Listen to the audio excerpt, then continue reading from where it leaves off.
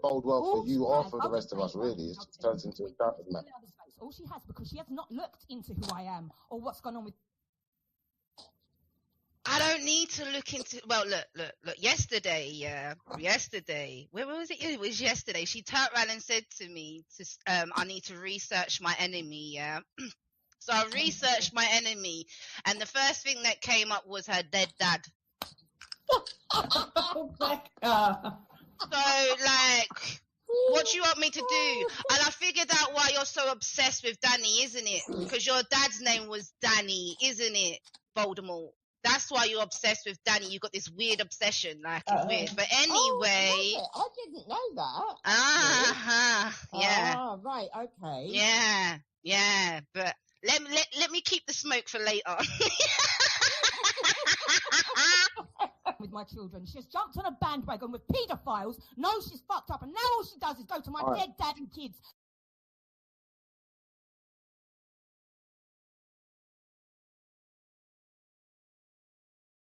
Bode well for you or for the rest of us, really. It just turns into a doubted man. All she has, because she has not looked into who I am or what's gone on with. I don't need to look into. Well, look. Yesterday, where was it? It was yesterday. She turned around and said to me, "I need to research my enemy." Yeah. So I researched my enemy, and the first thing that came up was her dead dad. Oh my God.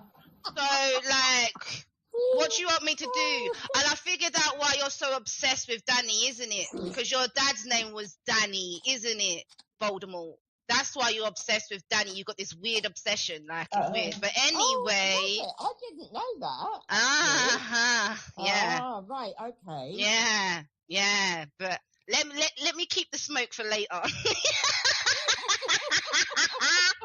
With my children, she's jumped on a bandwagon with paedophiles. Knows she's fucked up, and now all she does is go to my dead dad and kids.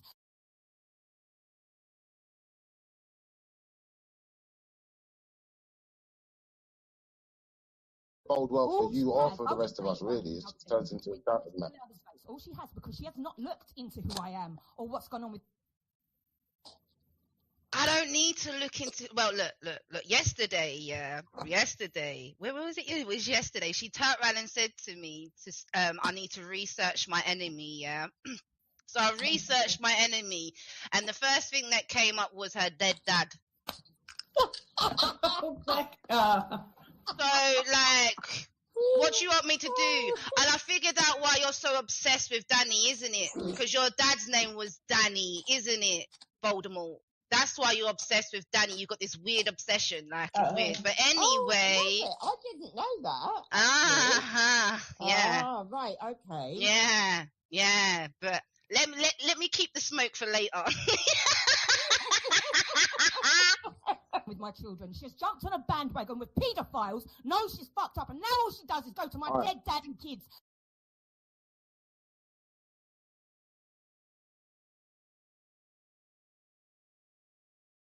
Bode well for you or for the rest of us, really. It just turns into a doubted man.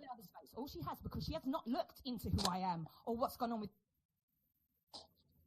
I don't need to look into. Well, look.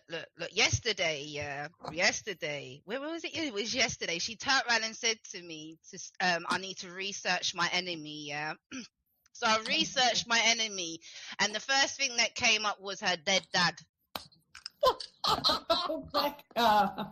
So, like, what do you want me to do? And I figured out why you're so obsessed with Danny, isn't it? Because your dad's name was Danny, isn't it, Voldemort?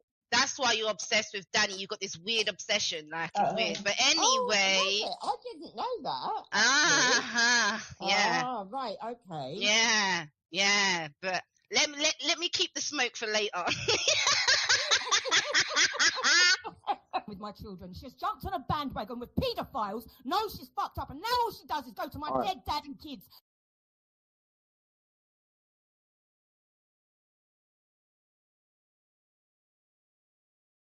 Bode well for you or for the rest of us, really. It just turns into a doubted man. All she has, because she has not looked into who I am or what's gone on with. I don't need to look into. Well, look. Yesterday, where was it? It was yesterday. She turned around and said to me, I need to research my enemy. Yeah. So I researched my enemy, and the first thing that came up was her dead dad. Becca. So, like, what do you want me to do? And I figured out why you're so obsessed with Danny, isn't it? Because your dad's name was Danny, isn't it, Voldemort? That's why you're obsessed with Danny. You got this weird obsession, like it's weird. But anyway, I didn't know that. Yeah. Ah, right, okay. Yeah. But let me keep the smoke for later. With my children, she's jumped on a bandwagon with paedophiles, knows she's fucked up, and now all she does is go to my dead dad and kids.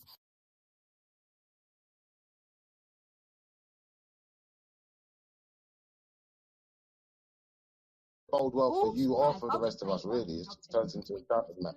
All she has, because she has not looked into who I am or what's gone on with. I don't need to look into. Well, look. Yesterday, where was it? It was yesterday. She turned around and said to me, I need to research my enemy. Yeah. So I researched my enemy, and the first thing that came up was her dead dad. Becca. So, like, what do you want me to do? And I figured out why you're so obsessed with Danny, isn't it? Because your dad's name was Danny, isn't it, Voldemort? That's why you're obsessed with Danny. You got this weird obsession, like it's weird. But anyway, I didn't know that. Yeah. Ah, right, okay. Yeah. But let me keep the smoke for later.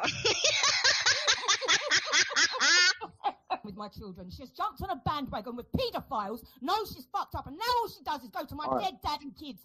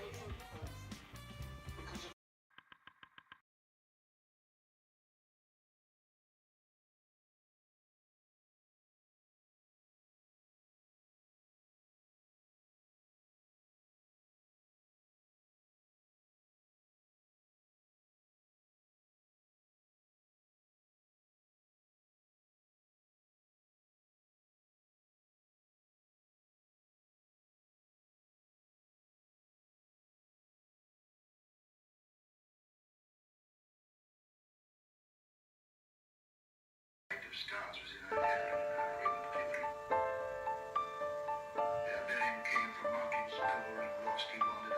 and we are the stock in the envy that falls from your proud precious mind that they never see.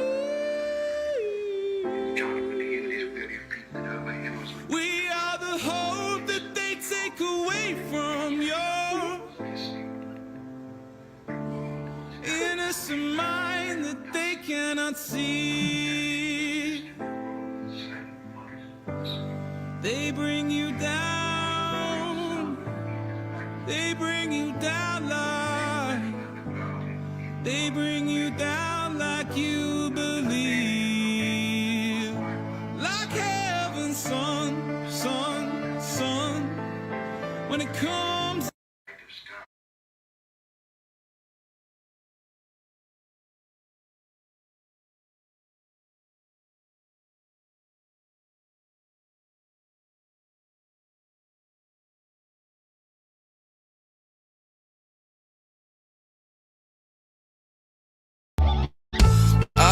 losing sleep at night, 'cause what you did set my world alight. Set my world alight. Set my world alight. You get what's coming to you.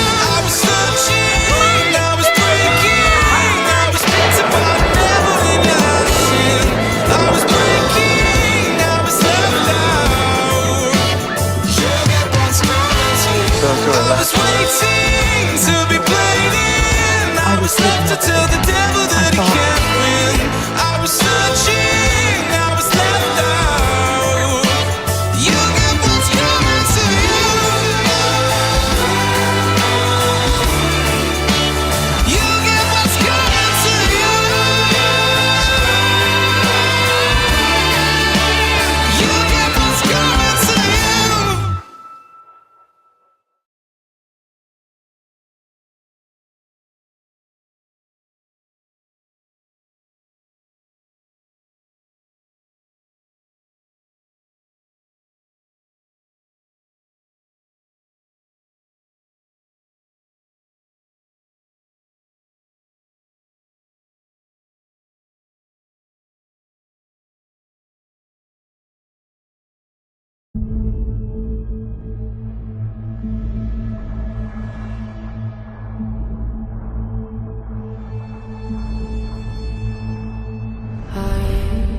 Are you coming to the tree?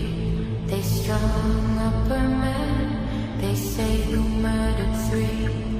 Strange things did happen here, no stranger would it be if we met at midnight in the hanging tree. Are you coming to the tree where dead man called out for his love to flee? Strange things did happen here, no stranger would it be if we met at midnight in the hanging tree. Are you coming to the tree where I told you to run so we both be free? Strange things that happen here, no stranger would it be if we met at midnight in the hanging tree. Are you coming to the tree where a necklace of hope side by side with me?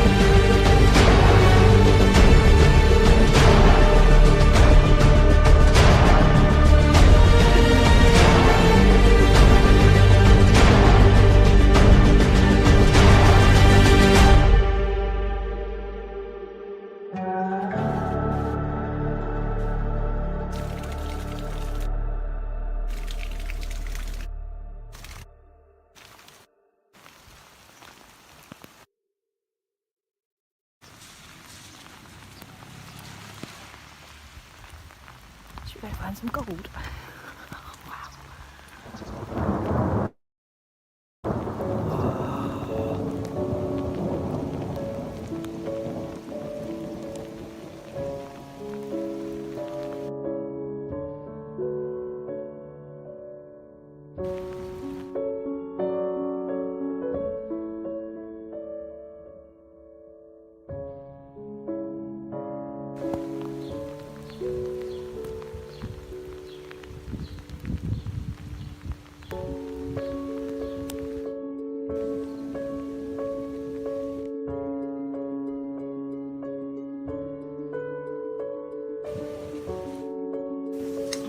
So they also make shoes of the skin, of the baby's skin. They got a special tool and they put it in the skin and then, like in the baby's skin, and then they take it off. And then they stick it because the blood is kind of sticky, And stick they it on make the shoe, the sole, on and the flip flops. They stick it on the flip flops. They got flip flops and like there's shoes.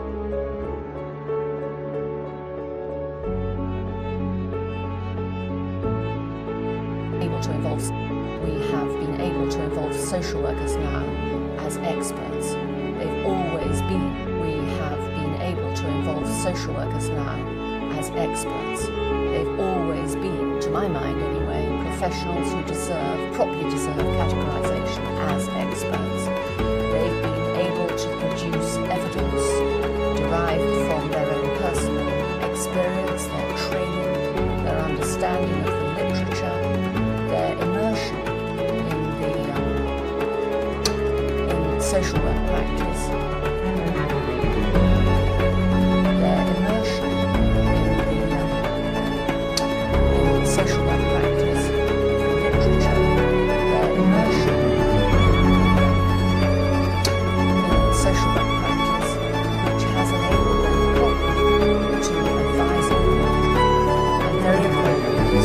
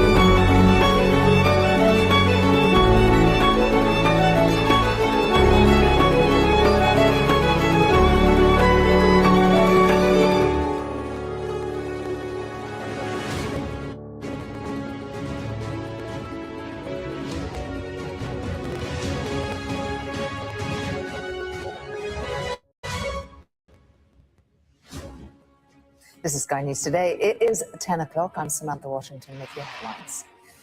The EU agrees new funding for Ukraine's war effort, but there is no deal on frozen Russian assets. Russia accuses the EU of being warmongers. We'll hear from President Putin as he holds his marathon end-of-year TV news conference. Also this hour, the government confirms a Foreign Office data breach, but says it's pretty confident that no individuals have had their details compromised. In Sydney, surfers and swimmers pay tribute to the victims of the Bondi attack. And the trolls who abuse the relatives of missing people. Jay Slater's mother tells Sky News that she is still being targeted 18 months after her son's death. Plus, the mysterious object in the sky that has got some scientists talking about an alien invasion.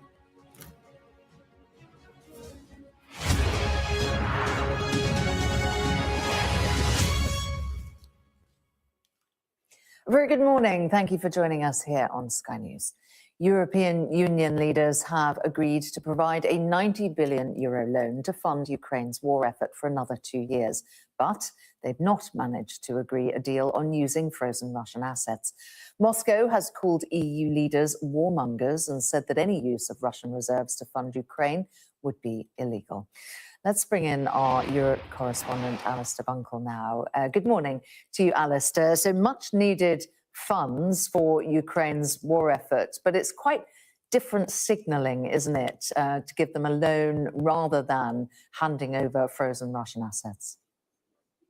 Yeah, it's a deal, but it's not the deal that we were expecting. I mean, the headline is that Ukraine is getting the money that it needs. Without it, by April, they could start to basically run out of money. Volodymyr Zelensky was here in Brussels yesterday to make the plea to leaders in person.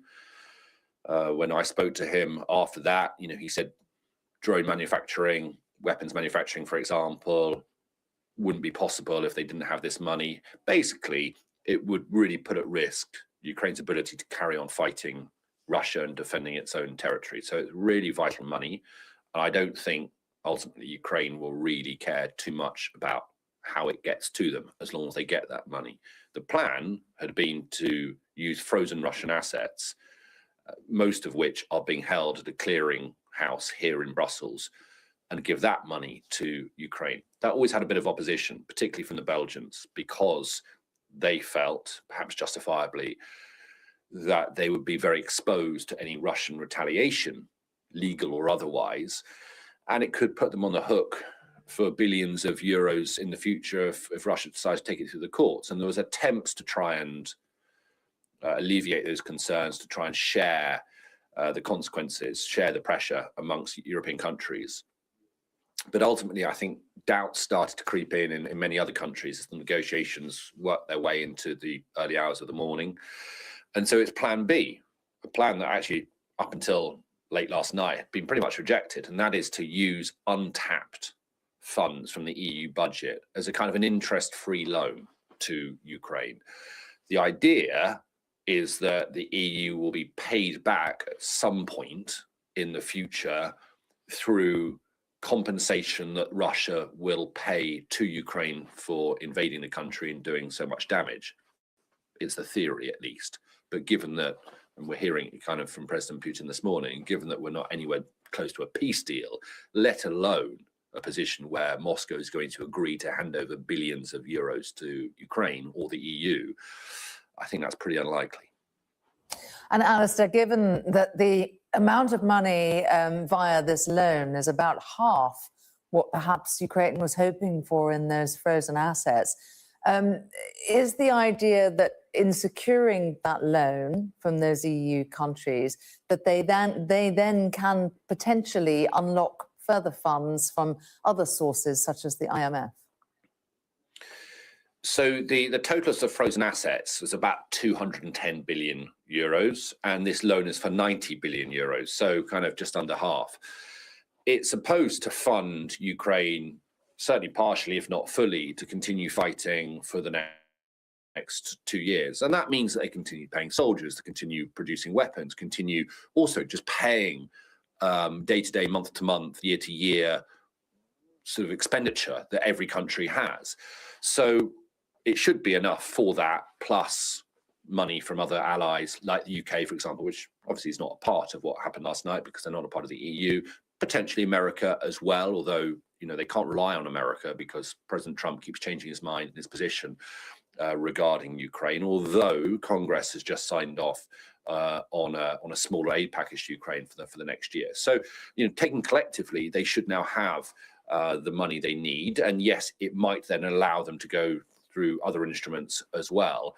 And I think, you know, if the EU has agreed this, then potentially they could top it up at some point in the future. And as I say, those Russian funds remain frozen, although they remain untapped for now. All right, Alistair, thank you for the update from Brussels. Well, we can turn to Moscow now, where, as I was saying, President Putin is holding his annual end-of-year televised news conference. That is where Russia's leader takes questions from the public as well as from local and international media. The Russian president accused Ukraine of starting the war in 2022 and said that Kyiv was not willing to end it via peaceful means. I would like to remind where it all began. It began with a state coup in 2014. And with lies about the possibility of resolve all of this through peaceful means. And in 2022, when it all came to the brink, and when the Kiev regime began the war in the east of Ukraine, and it's best if you just leave these people alone to let them choose the way of life in that part of Ukraine. They didn't want to do that then, and as a result of Istanbul negotiations, they have signed, but then they refused to follow up on their agreements, and now they're also refusing to end this conflict through peaceful means. But nevertheless, we know that there are signals, including signals from the Kiev regime, that they are prepared to conduct some sort of a dialogue. The only thing I want to say is that we've always said this: we are prepared and we want to end this conflict through peaceful means on the basis of principles that were described by me in June of last year and by the Ministry of the Foreign Affairs of the Russian Federation. Well, we can cross over to Moscow now. As I was mentioning, that news conference does go on and on and on, and we'll be going in and out of it throughout the morning. Let's take you back. We're also hoping to hear a question from our own correspondent, Ivor Bennett, who is there in the audience. But let's listen in now to see what we can discern.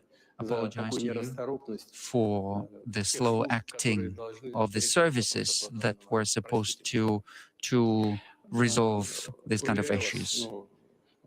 I apologize, but in your case, this will be done quickly. But of course, the problem does exist, and quite recently I met with the fund of the defenders of the motherland,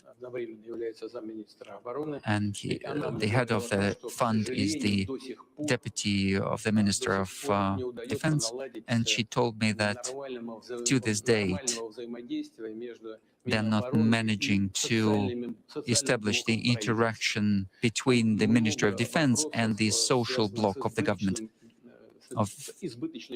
And there's excessive bureaucracy, paperwork is being lost, and paperwork is being sent from one department to another. There is some delays in taking decisions, but nevertheless, we will, of course, work on it. We're going to come away from that now, but we will be monitoring it for you, and we'll take you back to it as and when throughout the morning. Now, the government has confirmed that the Foreign Office has suffered a data breach, but says that it's pretty confident that individuals have not had their details compromised. Sky News understands that Home Office data was accessed. Reports have claimed that a Chinese cyber gang have targeted government servers in October and accessed information relating to visa details. Well, the business minister, Sir Chris Bryant, told Sky News that the breach was dealt with swiftly, but that it's not yet understood who perpetrated it. We managed to close the hole, as it were, very quickly. It was a technical issue in one of our sites, I gather. We're fairly confident that there's a low risk of any individual actually being affected by this. I don't want to scaremonger about this. We are on top of it. And also, it's not entirely clear where this has come from. I know everybody's speculating about that as well. That is not entirely clear either. Bring in our political correspondent, Amanda Acas. Morning to you, Amanda. The government is really trying to play this down, aren't they? What questions remain outstanding? Because it seems like a pretty vulnerable place for government data to be.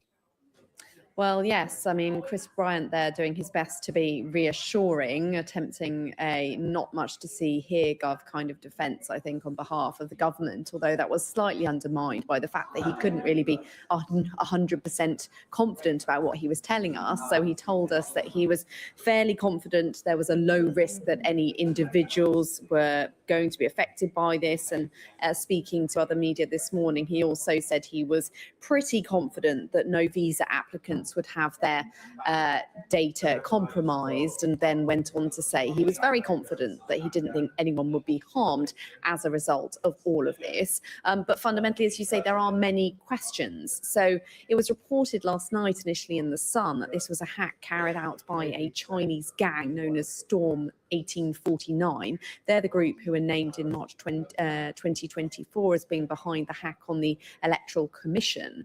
But Chris Bryant was really pushing back on that suggestion this morning, saying there was a lot of speculation and effectively seeming to say we don't know who is behind the attack at the moment, or certainly seeming to push back on this specific accreditation, as it were.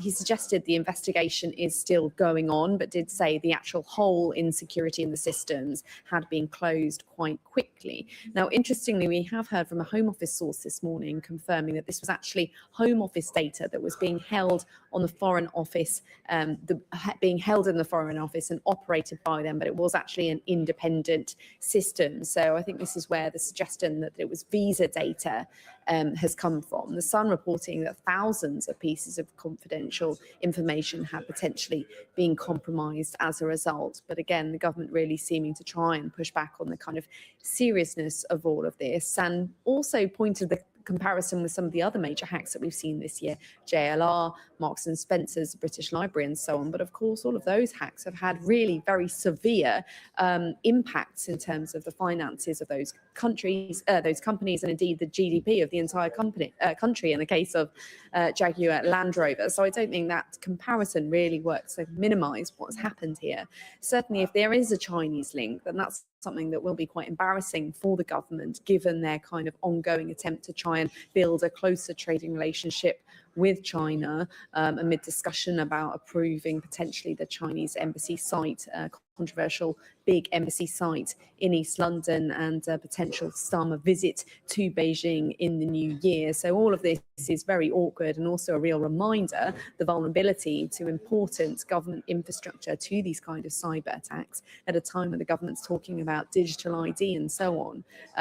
Further attacks on government data only serve to raise more questions about the security of that going forward. Amanda, thank you. Now, Australia is launching a national gun buyback scheme and tightening its rules around gun ownership in response to the Bondi terror attack. It comes as hundreds of surfers and swimmers took part in a mass paddle-out and waterfront memorial earlier today to pay their tribute to the 15 victims of the attack. Our correspondent Nicole Johnston reports now from Sydney. 2 caskets carried by mourners, another Sydney funeral, a final farewell. And here the bravery of Boris and Sophia Gurman, killed while trying to stop one of the gunmen during the Bondi attack. A heavy police presence. The couple remembered and mourned. These guys give a hope because figured out in a split of the second what's going on. Risk everything, risk their life, risk his life, risk life of his wife. He could walk away, and probably 95% of people would have done that. He didn't. As people work through their grief, they're also demanding strong action. The government has announced a nationwide gun buyback scheme, the largest in almost 30 years. The terrible events at Bondi show we need to get more guns off our streets. We know that one of these terrorists held a firearm licence and had 6 guns, in spite of living in the middle of Sydney suburbs there at Bonnyrigg. On the other side of Sydney, at Lakemba Mosque, Friday prayers and a sermon dedicated to declaring that anti-Semitism has no place in this country. What is your message from the Muslim community to the Jewish community? Our message is a message of solidarity with them. Okay? We wish them the best. We hope that the wounds will actually heal, and we hope that this calamity will end. Do you think there is anti-Semitism? Unfortunately, it is something that does exist, and we cannot deny it. It is something that we actually reject. And from this long stretch of sand, thousands of Sydney-siders took to the sea to honour the victims in the most Australian way they know how. Nicole Johnston, Sky News, Sydney. Well, the suspect in a shooting at Brown University in the US last week has been found dead in a storage facility in New Hampshire.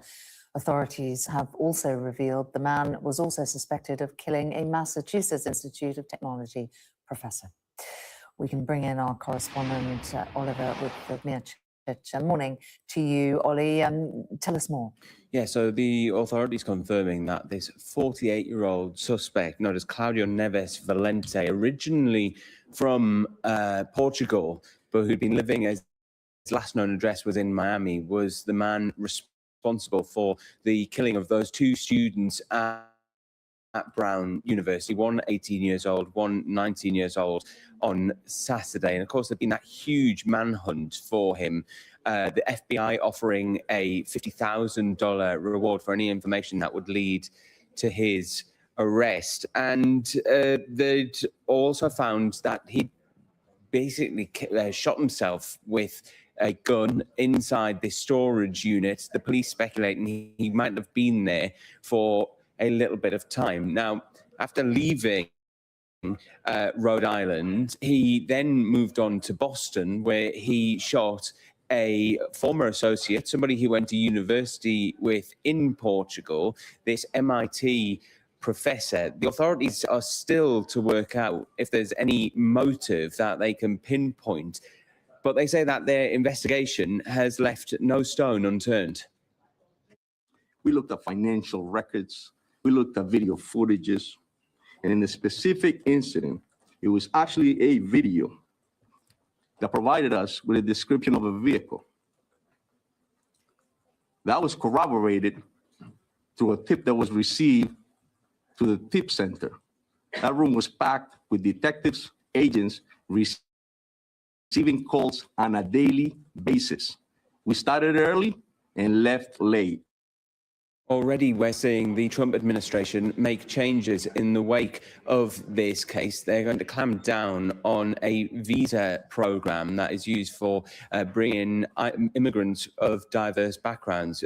About 50,000 people a year avail of this visa program, which hands out green cards. But we've seen today the Secretary for the Homeland Security Department in America saying the Brown University shooter Claudio Manuel Neves Valente entered the United States through the Diversity Lottery Immigrant Visa Program in 2017 and was granted a green card. This heinous individual should never have been allowed in our country. In 2017, President Trump fought to end this program following the devastating New York City truck ramming by an ISIS terrorist who entered under the DV1 program and murdered 8 people. And then finally, it says, President Trump's direction, I'm immediately directing USCIS to pause the DV1 program to ensure that no more Americans are harmed by this disastrous program. This isn't the first time that we've seen President Trump and his administration changing laws, looking to, in parts, to change the Constitution in order to clamp down on immigration in the wake of attacks. It was only in November when 2 National Guard members were attacked by a man who was from Afghanistan. What happened in the aftermath of that was that there was further immigration controls placed on a number of countries, including from Afghanistan too. For now, thank you. Now, Democrats have shared more pictures from Jeffrey Epstein's estate just hours before the US Justice Department's deadline to release all of the files that it has on the paedophile.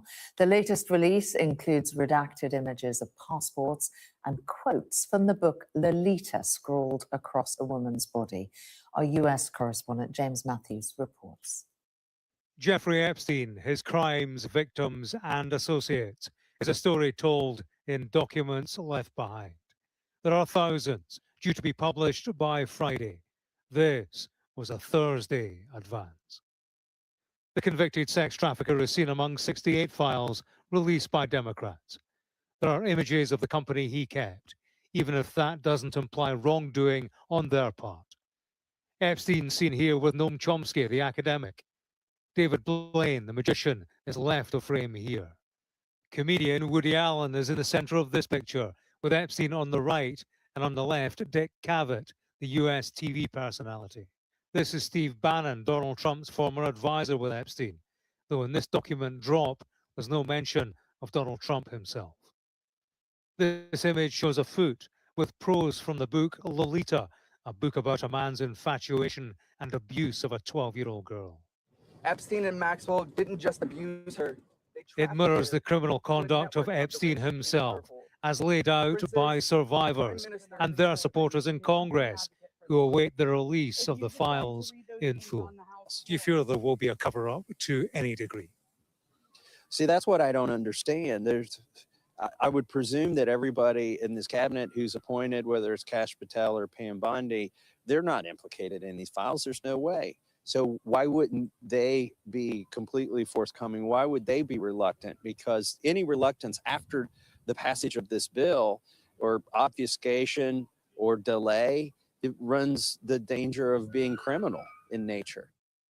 The latest release of documents shows a text exchange in which a woman and money are discussed. There are passports from a number of countries. The F for female still visible alongside the redactions to protect identities of victims of a sordid criminal enterprise. This is a map of Great St. James, Epstein's Island, and this is a letter from behind bars, apparently from Epstein to the love of my life. We've had a drip feed of the files. Friday is deadline day for full publication. How much we learn will depend on how much we see. That will only become clear when they're made public. For all the talk about their impact, that will be dictated by the detail. James Matthews, Sky News in Washington. You're watching Sky News today. Do stay with us.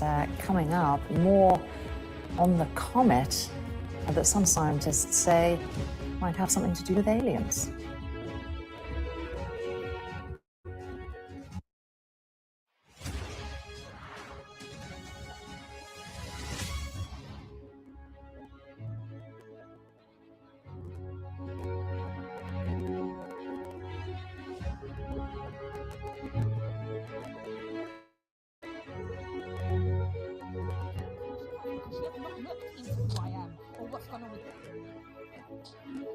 I don't need to look into. Well, look.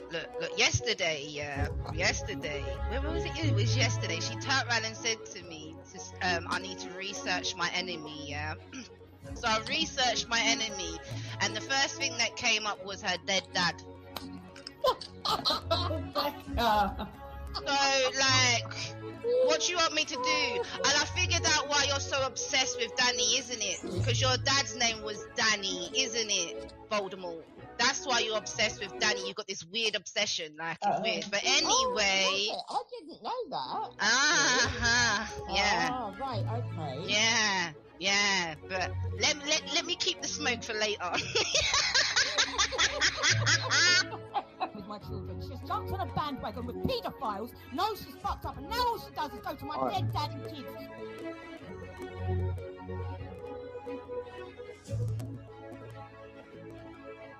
Yeah, like, fuck.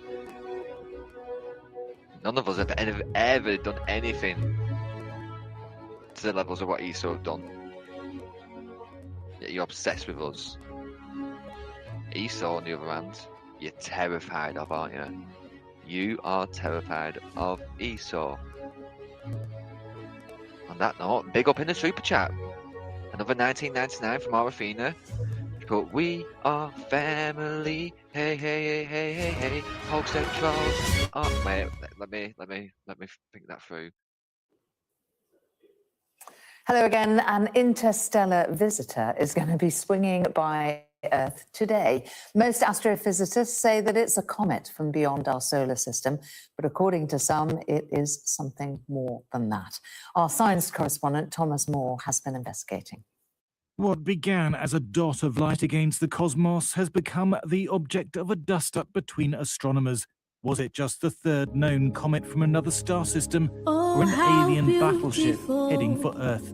Avi Loeb is from Harvard University. He believes it has an unusual tail that could be from a propulsion system. Nickel in the gas cloud could be evidence of metal mining on its surface, and its trajectory, aligned with the orbit of our planet, is too unlikely to be by chance. We should be on alert. Alien technology is a potential threat because when you go on a blind date of interstellar proportions, you never know whether you have a friendly visitor as your dating partner, or it may be also a serial killer. When there are implications to society, we must consider even an unlikely event and collect as much data as possible to convince us otherwise. 3I Atlas came from outside our solar system, whizzed past Mars in early October at 130,000 miles an hour, dipped behind the Sun, and on December 19th reaches its closest point to Earth, 170 million miles away. I'm baffled as to why Avi has latched onto this. A British astronomer has pushed back on any idea of an alien invasion. He says the Sun is heating pockets of ice and material that the comet's picked up on its 8 billion-year journey through the stars.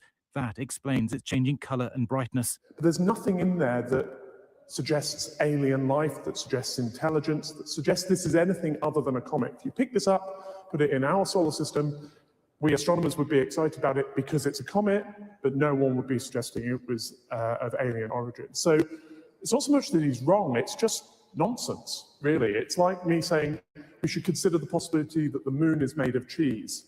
You can consider that possibility if you like, but my first question is, why would you think that? Avi Loeb says that's the arrogance of expertise.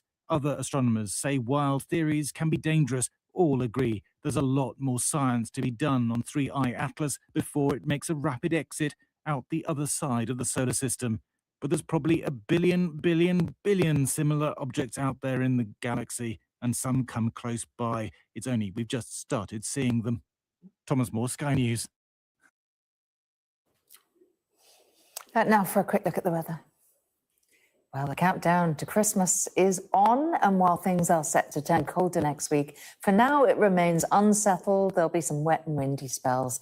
After yesterday's rain, there will be some welcome sunny spells today. However, there are some showers around, especially in the windy north and the west. Some of those heavy downpours across Scotland will bring the risk of hail and thunder, even winteriness over the mountains. A bit cooler than recently, but the brisk winds will ease later, and many of the showers will fade. You're watching Sky News today. Do stay with us. Sky News looks at the trolling that takes place with victims of crime and their families. Bode well for you or for the rest of us, really. It just turns into a crowd. Looked into who I am. What's going on? I don't need to look into. Well, look. yesterday, where was it? It was yesterday. She turned around and said to me, I need to research my enemy, yeah? So I researched my enemy, and the first thing that came up was her dead dad.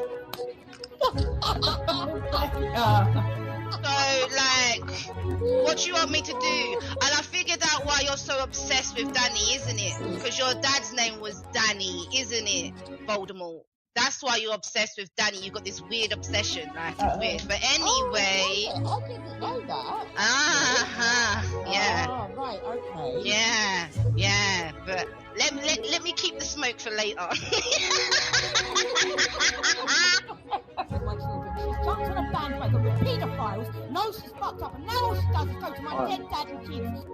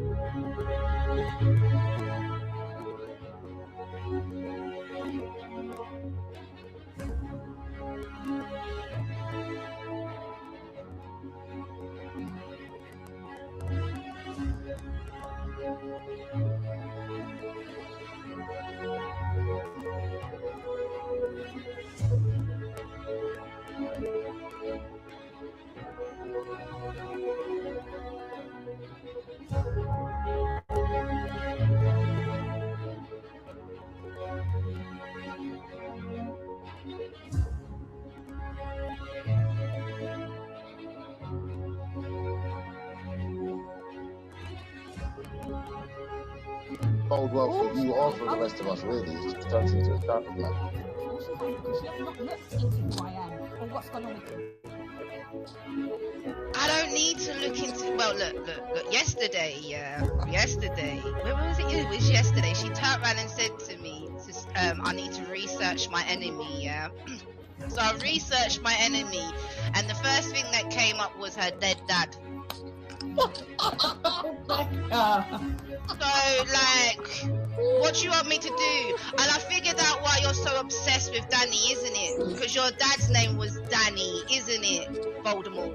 That's why you're obsessed with Danny. You got this weird obsession, like it's weird. But anyway, I didn't know that. Yeah. Oh, right, okay. Yeah. Welcome back. We can return to our top story now. European Union leaders have agreed to provide a €90 billion loan to fund Ukraine's war effort for another 2 years. But they've not managed to agree a deal on using frozen Russian assets. Joining me now is Ukrainian MP Alexander Kamenko, who is also chairman of the Foreign Affairs Committee in the Ukrainian Parliament. A very good morning to you. Thank you for joining us on Sky News. A much needed financial lifeline for Ukraine. Thank you for having me. Of course, it's tremendously great news for Ukraine, especially in terms that we already included this amount of money in our budget. And it will tremendously enhance our defense capabilities, our economy. It's truly a lifeline provided by our European friends and European partners, and we are grateful for that. But at the same time, we realize that according to the estimates provided by the IMF, we need in general, in total, $137 billion to keep running. So, but we'll be continuing to look for this amount of money. The IMF will allow us to use their programs. And also we don't lose hope with regard to Russian frozen assets, because it's a matter of justice, it's a matter of international law. The aggressor should be punished for all the damage inflicted upon Ukraine. And this damage exceeds much more these frozen Russian assets in Europe. So your search needs to continue for the shortfall in the money that you need. You're hopeful that maybe the IMF might come good for that. It could have been resolved much more swiftly, couldn't it, with the money you need, had they agreed to give you the frozen Russian assets. What do you think it signals to you that European countries capitulated to Russian threats? No, I wouldn't say so. It's like, whether the glass is half filled or not. This is the same issue, because I'm trying to remain on the optimistic side. And for us, this loan is a strong signal of support. It will boost our morale, and it will send strong signal to Putin, showing to him, demonstrating to him that Europe, there is no fatigue, and Europe, our European allies continue to believe in us and continue to support us. At the same time, the question of Russian frozen assets are not on the table. We continue to fight for this, because again, it's a matter of justice also, and it's a matter of international law. There is principle of international legal responsibility for the crimes and damage committed by the aggressor. But Mr. Kamenko, you talk about sending a strong signal to Putin. It's not a very strong signal, is it?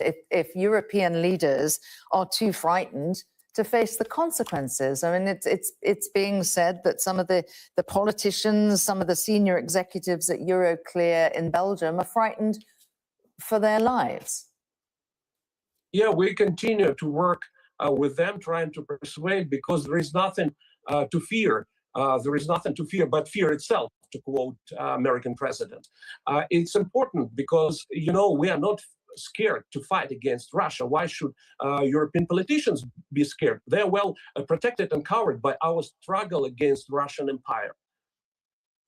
Well, Putin today in his news conference was talking about any plan to take those frozen assets and use them for rebuilding Ukraine would be a burglary, and those responsible for the decision would face serious consequences. As always, Putin is bluffing, trying to use blackmail. He's trying to scare, but we shouldn't be afraid of him because he cannot do anything at all.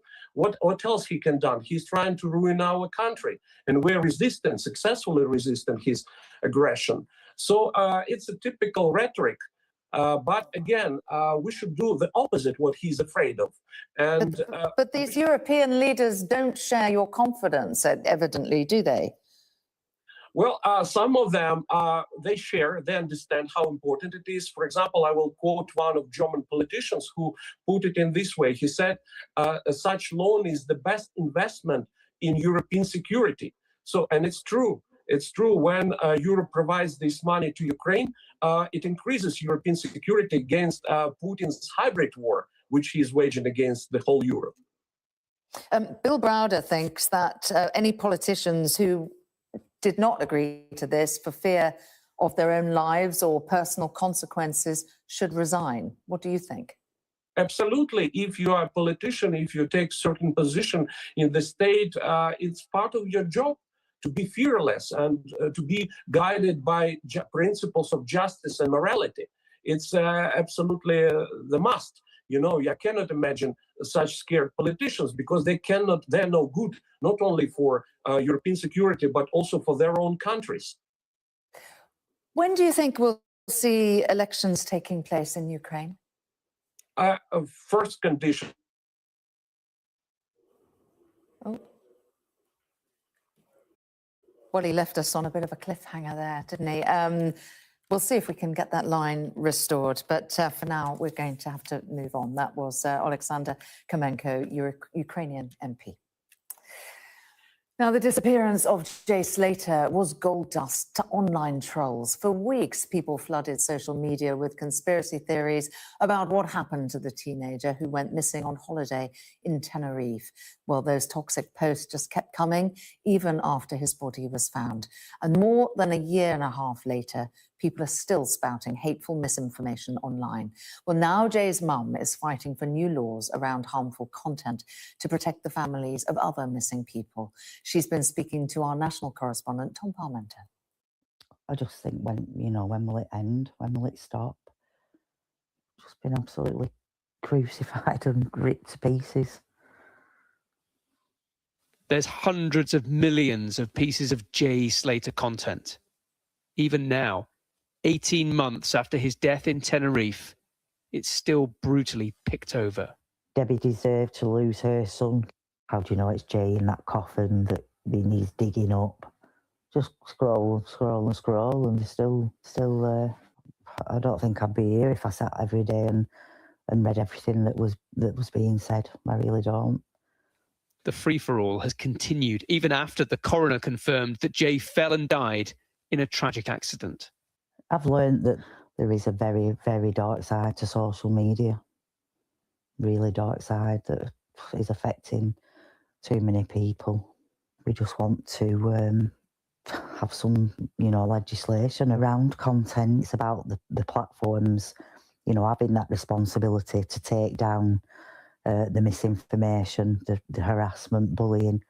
It's tragic anyway, but having to deal with all that as well, it's just been horrendous. Yeah, sorry, I said I wasn't going to cry.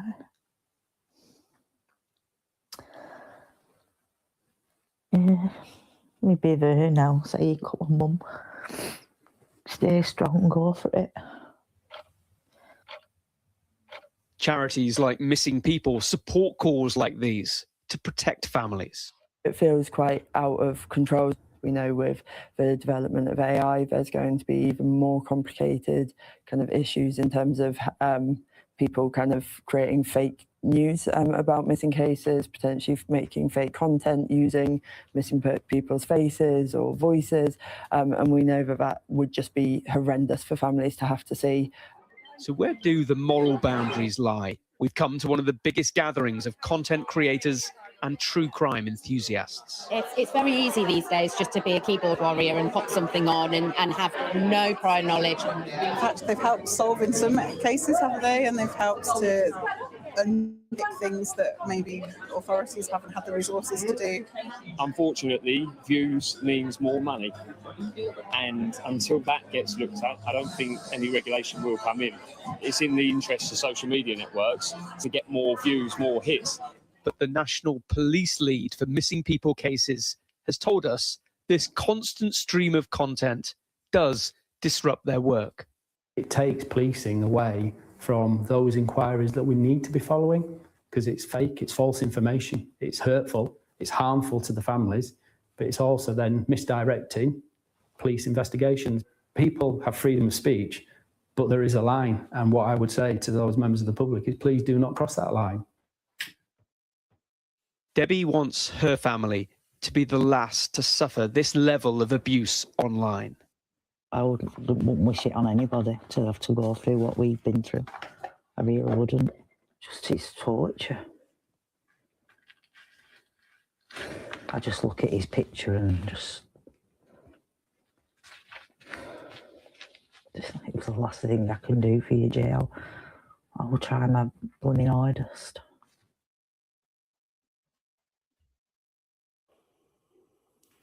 You're watching Sky News Today. Do stay with us as Australia introduces new gun control measures.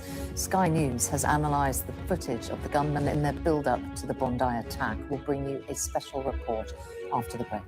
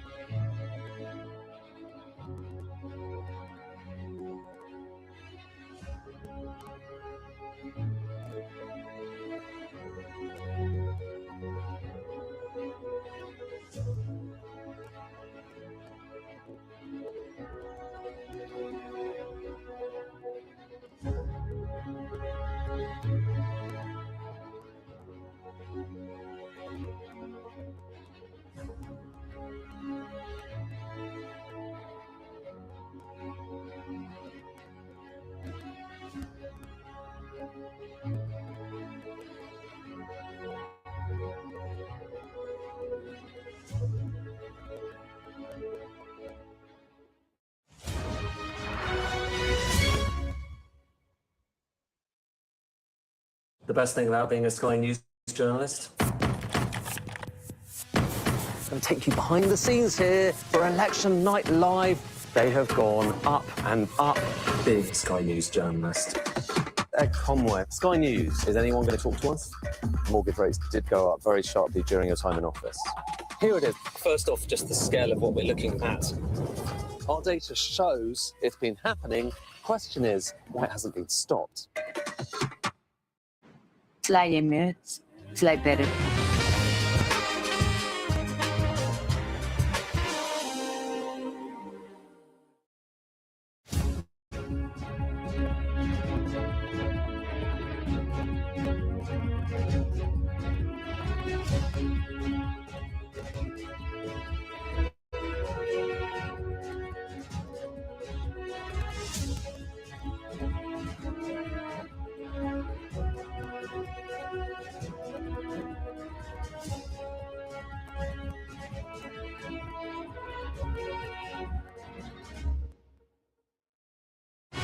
Fly Emirates, fly better. You offer the rest of us really is just turns into a starting match. All she has, because she has not looked into who I am. Australia is launching a gun buyback scheme in the wake of the anti-Semitic terror attack on Bondi Beach. Sky News' data and forensics team has analysed footage of the mass shooting and tracked the gunmen from their Airbnb to the beach, where 15 people were killed and dozens more injured. Tom Cheshire reports. The shooting on Bondi Beach was one of the worst mass shootings the country had ever seen.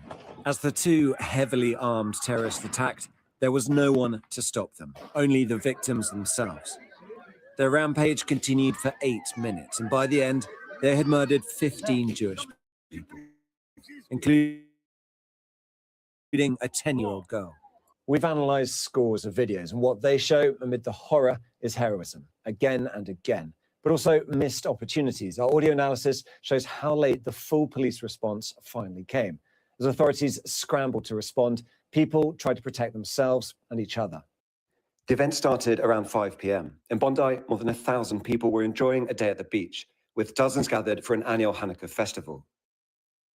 The event was set up in Archer Park on the north side of the beach.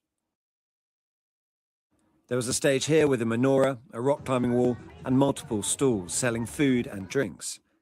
That's where Kobe Farkash bought a donut. Oh, I just arrived like in the afternoon, around maybe 6 or something like that. After the sun started going down, either in the middle here, I was eating the donuts. And here's this block, it was like a wall, children play. It was like 1 minute before the shooting start. As the festival started in Bondi, the alleged shooters were nearly 10 miles away, at an Airbnb in Campsie. They were seen leaving at 5:15 p.m. At around 6:40 p.m., 2 separate clips of dashcam footage show their car, a Hyundai Elantra. This is the first image we have of Sajid Akram, one of the alleged shooters, dressed in a black top and white trousers at the scene. We can see him in a struggle with a couple, Boris and Sophia Gurman, and Boris has hold of his gun. You can see a flag on the front of the car with what resembles an Islamic State emblem. Shortly afterwards, the Gurmans would become the first victims of the attack, shot by the side of the road. We don't know the exact time this dashcam footage was filmed. It's around 6:40 p.m. That's when the first emergency calls are made to police.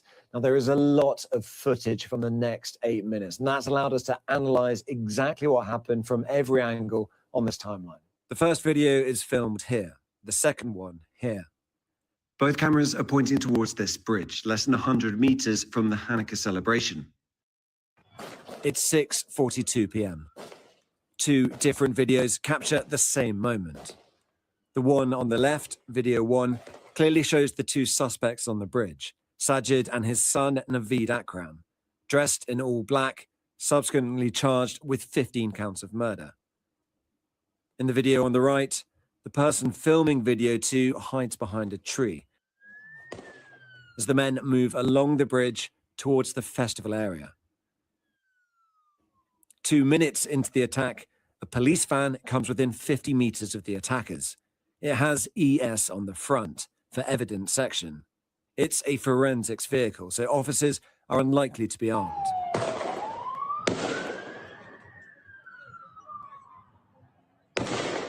Naveed Akram, the son, stays on the bridge, firing into the crowd as his father walks towards the event. The shooting would continue for another 6 minutes. So first I didn't understand. I thought it was like a firework. When I just heard the shots, I just looked from this part, I just looked in the middle, and I just saw someone on the ground, people moving everywhere. And in that moment, I realized it's the attacks against the Jewish people. So I just started running until I felt a bit more safe. This is a video Kobe filmed as he fled. At 6:42 and 20 seconds, we see French tech analyst Dan Elkiam. He was later shot and killed. Reports suggest he'd been attempting to protect a little girl.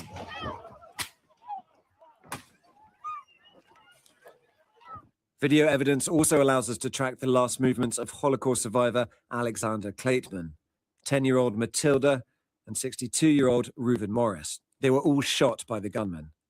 This is the last location we have for Dan. Alexander and Matilda were in this area. Alexander was here. We can see him at approximately 6:43 p.m. in this video, crouching amongst chairs.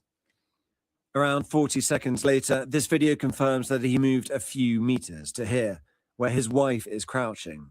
Shortly afterwards, he is shot and killed. This video confirms what previous reports had suggested, that he moved to shelter Larissa, his wife of 57 years, from the hail of bullets. Shortly after, we see 10-year-old Matilda, injured, with her head resting against Alexander. An 87-year-old survivor of the Holocaust and a 10-year-old girl, dying next to each other. I saw people lying on the ground, and they're not lying with their tummy on, because when you lie down on the ground, you sort of place your body on your tummy, but they're lying on their back and full of blood. In a different video, we can see Reuven Morrison standing here. It's now 6:44 and 24 seconds, and Reuven is looking at alleged shooter Sajid Akram. Akram was standing here before he moves behind a tree. A lot happens over the next minute, and 3 key camera angles tell the story. One from a camera here across the main road, another from here close to the bridge, and the last one from here in the area of the festival. By 6:45 and 16 seconds, we can see in video 1 that Sajid is shooting from behind a tree when he's tackled by Ahmed Al-Ahmed, a man hailed as the hero of Bondi Beach. Around the same time, this footage, shared exclusively with Sky News, shows Naveed Akram, the second alleged shooter, running down the stairs. As shots are fired, victims lie in fear. At 6:45 and 44 seconds, Ahmed places the gun he wrestled out of the shooter's hands on the ground. Naveed Akram, now back on the bridge, continues to fire. Firearms experts have helped us identify the gun he is using as a Beretta BRX-1 hunting rifle. It's one of 6 guns the father, Sajid, was licensed to own. A drone shows police running towards the bridge. Audio analysis suggests the first police gunshots are fired just after 6:46 p.m. You can see Naveed Akram dropping down to avoid the fire. Shortly after, we see a police officer, Cesar Baradza, arriving on the other side of the bridge, about 40 meters away. 2 seconds later, shots are fired and Sajid is hit. At 6:47 exactly. 2 later videos show us exactly where Cesar was, and you can see he's using a pistol. The videos help us pinpoint what happened when, but audio analysis is really useful too. In the longest video we analysed, which is more than 10 minutes long, audio forensics expert Rob Maher told us there were 106 audible gunshots. They're here with these yellow arrows. And from the sound of the gunfire here, we can tell that these are police weapons. The first burst of successive shots, likely indicating rifle fire, is at 6:47 and 35 seconds. That indicates that the full armed police response is finally there. The closest police station to the scene is here, the Bondi Beach Police Station. It's 400 meters from the bridge. When Sajid was shot and the video, evidence shows 3 officers at the scene. The officer who likely shot him, Cesar, was here. The other 2 armed officers we can see on video were here. Other armed units aren't visible in videos we've reviewed. So from here you can see, even when I was here, you can see the bridge. So he can still shoot me. So I was very lucky, like, to run in all the way here. So I was in the highs. He can shoot me, but I was lucky. Nothing happened to me physically. In the midst of the terror at this Hanukkah celebration, people looked for the police and did not find them. Instead, they helped each other. 8 long minutes, 15 people murdered. The extraordinary bravery of ordinary people stopped it being many more. And now for a check on the weekend weather. Well, the countdown is on to Christmas, and while things are set to turn colder next week, for now it remains unsettled with further wet and windy spells. After yesterday's rain, there will be some welcome sunny spells today. However, there are some showers around, especially in the windy north and the west. Some of the heavy downpours across Scotland will bring the risk of hail and thunder, even winteriness over the mountains. It's going to feel a little bit cooler than recently, but the brisk winds will ease later, and many of the showers will tend to fade to leave a fine evening. Showers will become largely confined to windward coasts overnight to leave most places dry, but southwest Ireland will turn wet and windy. It'll be a little chilly under clear skies with frost and fog patches across central and southern Britain. Much of Britain will have a bright start to Saturday once any overnight fog lifts. Further west, a band of cloud, rain and strengthening winds will move across Ireland. You're watching Sky News today. The EU agrees new funding for Ukraine's war effort, but crucially, no deal yet on frozen Russian assets.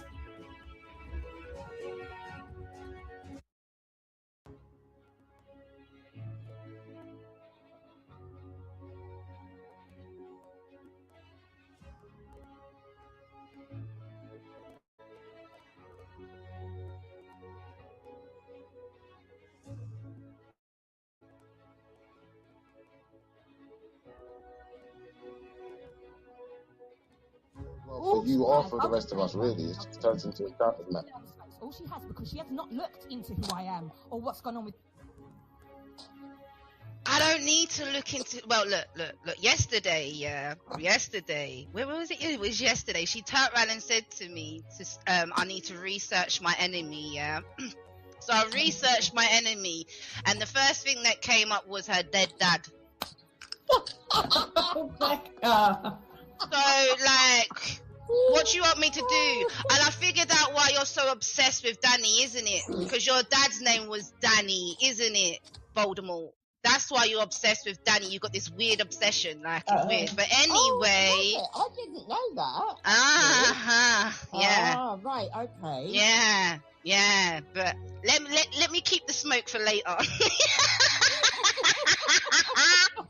With my children, she's jumped on a bandwagon with paedophiles, knows she's fucked up, and now all she does is go to my dead dad and kids.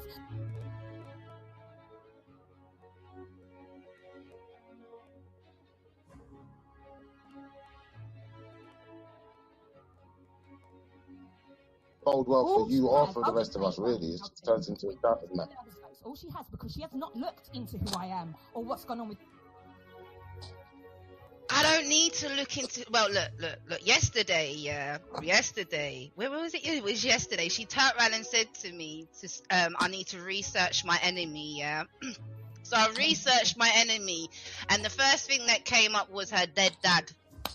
So,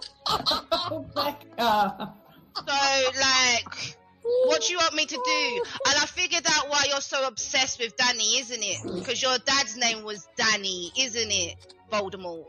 That's why you're obsessed with Danny. You got this weird obsession, like it's weird. But anyway, I didn't know that. Yeah. Ah, right, okay. Yeah. But let me keep the smoke for later. With my children, she's jumped on a bandwagon with paedophiles, knows she's fucked up, and now all she does is go to my dead dad and kids.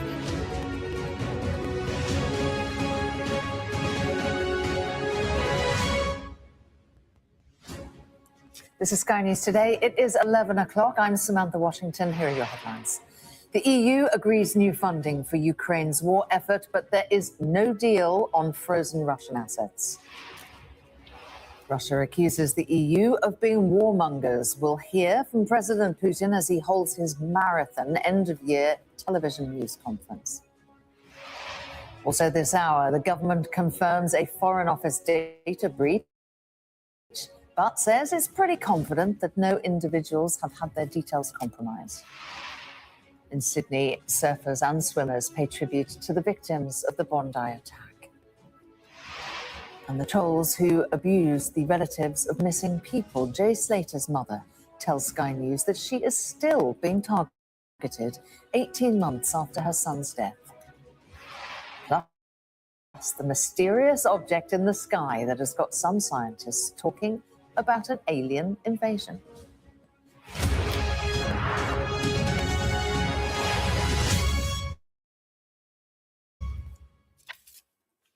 Very good morning. European Union leaders have agreed to provide a €90 billion loan to fund Ukraine's war effort for another 2 years. But they've not managed to agree a deal on using frozen Russian assets. Moscow reserves to fund Ukraine would be illegal. Our Europe correspondent Alistair Bunkle has this update now from Brussels. It's a deal, but it's not the deal that we were expecting. I mean, the headline is that Ukraine is getting the money that it needs. Without it, by April, they could start to basically run out of money.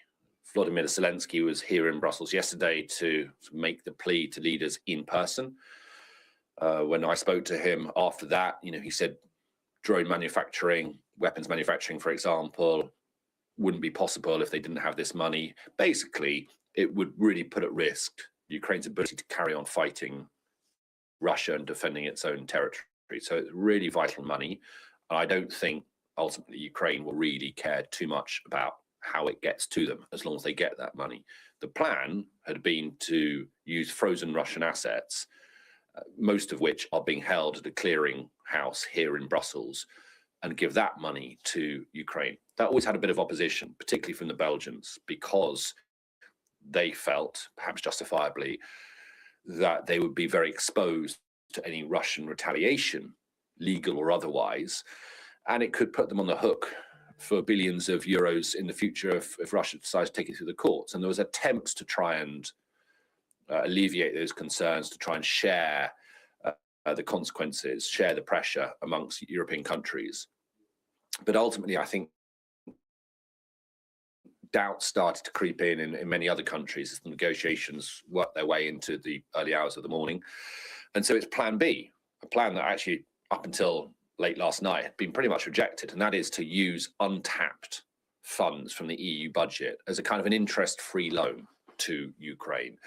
The idea is that the EU will be paid back at some point in the future through compensation that Russia will pay to Ukraine for invading the country and doing so much damage.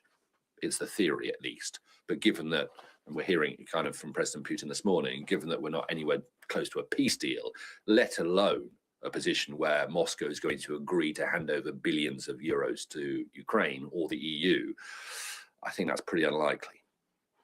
And Alistair, given that the amount of money via this loan is about half what perhaps Ukraine was hoping for in those frozen assets, is the idea that in securing that loan from those EU countries, that they then can potentially unlock further funds from other sources such as the IMF? So the total of the frozen assets was about 210 billion euros, and this loan is for 90 billion euros, so kind of just under half. It's supposed to fund Ukraine, certainly partially, if not fully, to continue fighting for the next 2 years. And that means that they continue paying soldiers, they continue producing weapons, continue also just paying day-to-day, month-to-month, year-to-year sort of expenditure that every country has. So it should be enough for that, plus money from other allies like the UK, for example, which obviously is not a part of what happened last night because they're not a part of the EU, potentially America as well, although they can't rely on America because President Trump keeps changing his mind and his position regarding Ukraine, although Congress has just signed off on a smaller aid package to Ukraine for the next year. So, taken collectively, they should now have the money they need, and yes, it might then allow them to go through other instruments as well. And I think, if the EU has agreed this, then potentially they could top it up at some point in the future. And as I say, those Russian funds remain frozen, although they remain untapped for now. Well, to Moscow now. President Putin is holding his annual end-of-year televised news conference. That's where Russia's leader takes questions from the public as well as from local and international media. The Russian president accused Ukraine of starting the war in 2022 and then went on to say that Kyiv was not willing to end it via peaceful means. I'd like to remind where it all began. It began with the state coup in 2014. And with lies about the possibility of resolve all of this through peaceful means. And in 2022, when it all came to the brink, and when the Kiev regime began the war in the east of Ukraine, and it's best if you just leave these people alone, to let them choose the way of life in that part of Ukraine. They didn't want to do that then, and as a result of Istanbul negotiations, they have signed, but then they refused to follow up on their agreements, and now they're also refusing to end this conflict through peaceful means. But nevertheless, we know that there are signals, including signals from the Kiev regime, that they are prepared to conduct some sort of a dialogue. The only thing I want to say is that we've always said this: we are prepared and we want to end this conflict through peaceful means, on the basis of principles that were described by me in June of last year and by the Ministry of the Foreign Affairs of the Russian Federation.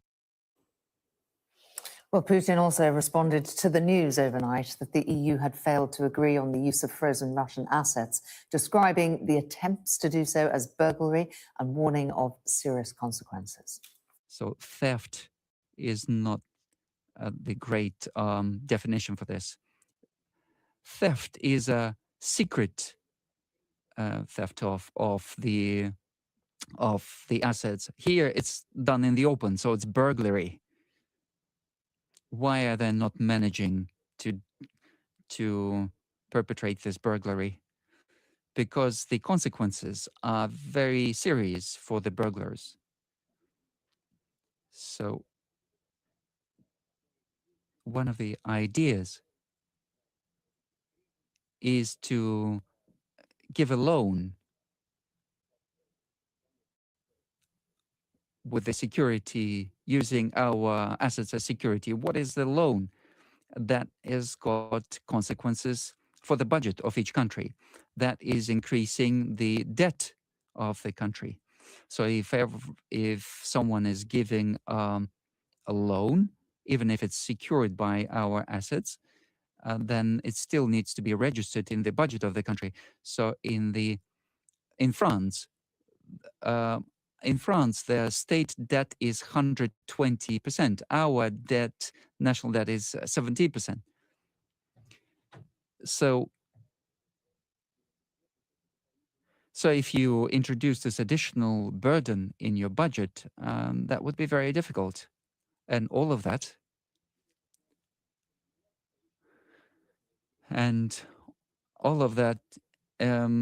adds to the difficulty of making that decision to burglar. But then it's got serious consequences, and it does not just influence the image, affect the image. It also undermines the trust, because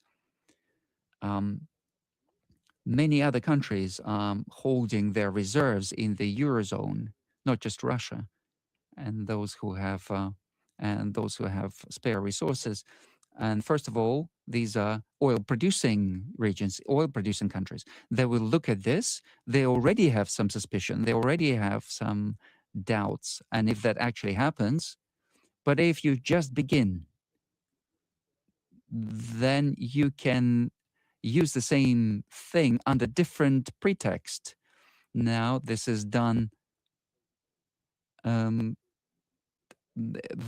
because of the reason of the special military operation, that they were fighting Nazism. Maybe later on they will not like some policies in Muslim countries, and maybe they will not like the laws that are protecting their national values.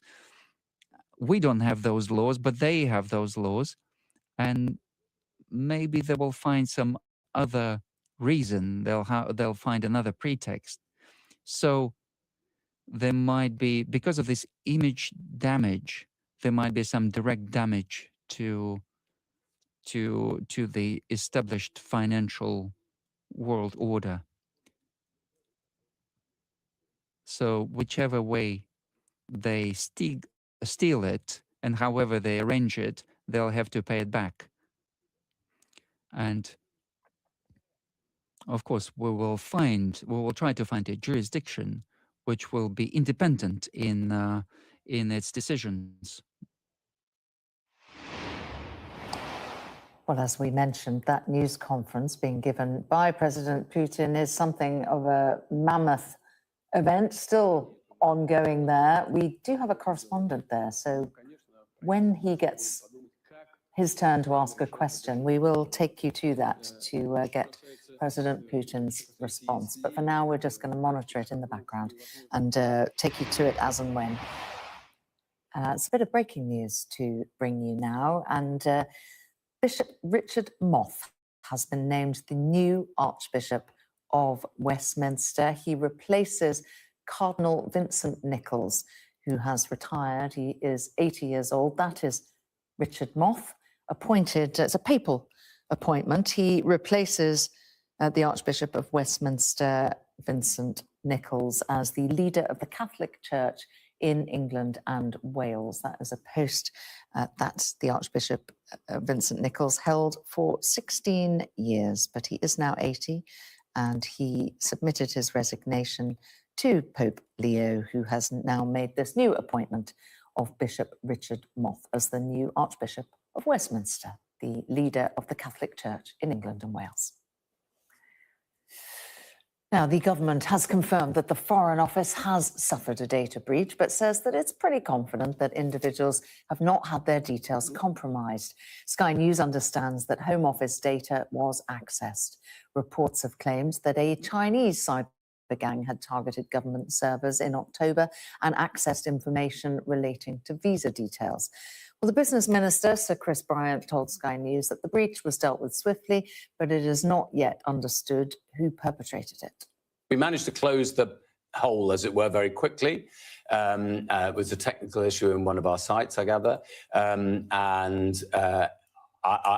We're fairly confident that there's a low risk of any individual actually being affected by this. I don't want to scaremonger about this. We are on top of it. And also, it's not entirely clear where this has come from. I know everybody's speculating about that as well. That is not entirely clear either. Well, our political correspondent Amanda Akas has more on this story.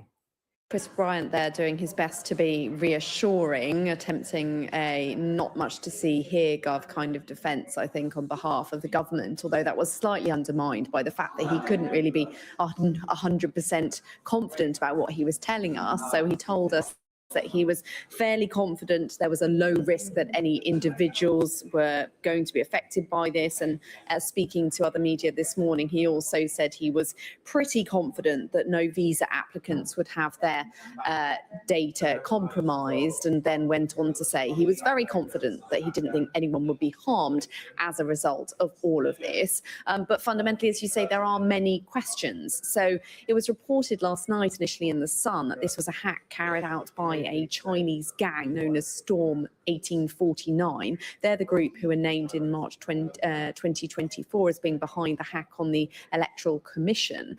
But Chris Bryant was really pushing back on that suggestion this morning, saying there was a lot of speculation and effectively seeming to say we don't know who is behind the attack at the moment, or certainly seeming to push back on this specific accreditation, as it were.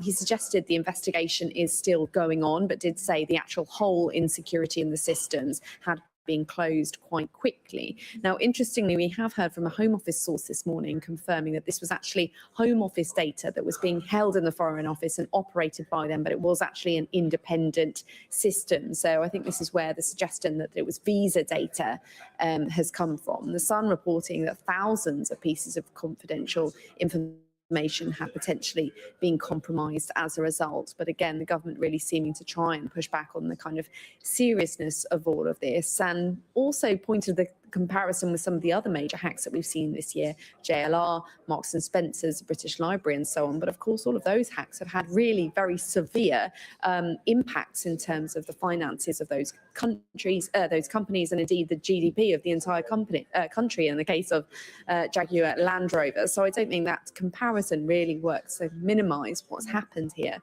Certainly, if there is a Chinese link, then that's something that will be quite embarrassing for the government, given their kind of ongoing attempt to try and build a closer trading relationship with China amid discussion about approving potentially the Chinese embassy site, controversial big embassy site in East London, and a potential summer visit to Beijing in the new year. So all of this is very awkward, and also a real reminder the vulnerability to important government infrastructure to these kind of cyber attacks at a time when the government's talking about digital ID and so on.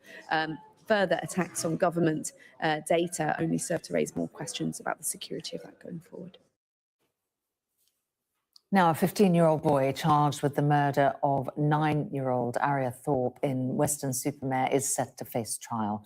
The defendant, who can't be named because of his age, appeared at Bristol Crown Court via video link this morning.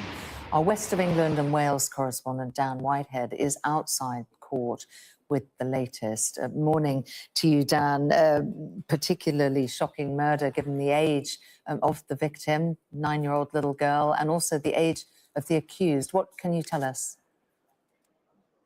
Yeah, that's right. The 15-year-old, who we can't name, appeared via video link wearing a white T-shirt. This hearing was his first at Crown Court. He appeared at Bristol Magistrates Court on Wednesday. He has been remanded in youth detention accommodation. Now, last night in Weston-super-Mare, a vigil was held, organised by church leaders, many locals and people who knew 9-year-old Aria Thorpe attended that vigil last night, and a fundraising page has been set up to support the family of Aria. That has raised so far nearly £30,000. This was a very brief hearing at Bristol Crown Court.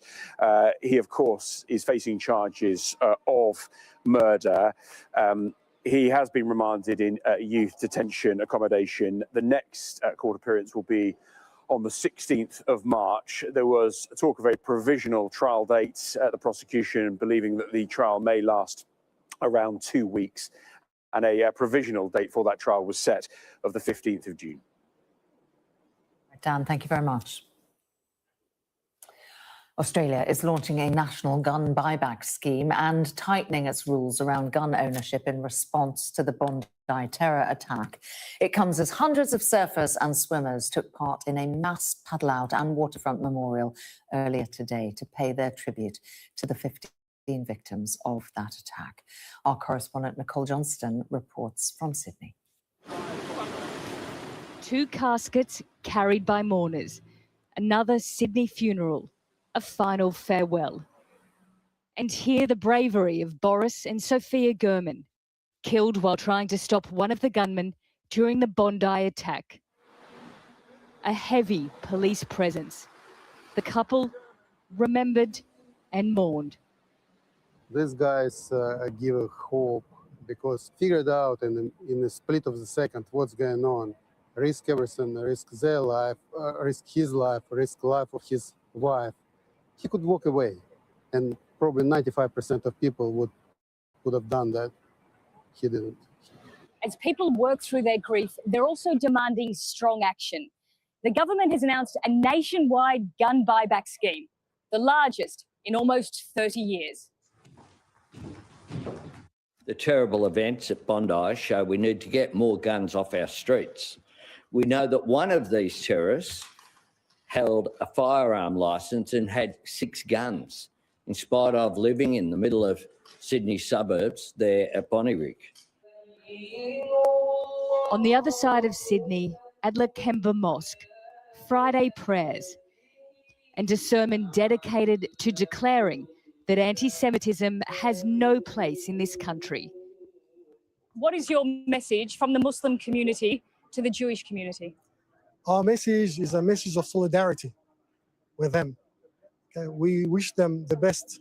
We hope that the wounds will actually heal, and we hope that this calamity will end. Do you think there is anti-Semitism? Unfortunately, it is something that does exist, and we cannot deny it. It is something that we actually reject. And from this long stretch of sand, thousands of Sydney-siders took to the sea to honour the victims in the most Australian way they know how. Nicole Johnston, Sky News, Sydney. Now, this suspect in a fatal mass shooting at Brown University in the United States last week has been found dead in a storage facility in New Hampshire. Authorities have also revealed that the man was also suspected of killing a Massachusetts Institute of Technology professor. We can bring in our correspondent, Oliver Whitfield-Miocic. Hi again to you, Ollie. What more do we know about him? Yes, good morning, Sam. The authorities now confirming that 48-year-old Claudio Neves Valente was the person who was found in this storage unit in Salem, New Hampshire. He had been on the run effectively ever since that attack that he carried out on Saturday at Brown University, in which an 18-year-old and 19-year-old student was murdered. The authorities saying that Valente was found with a self-inflicted gunshot wound and that he could have been there for a number of days.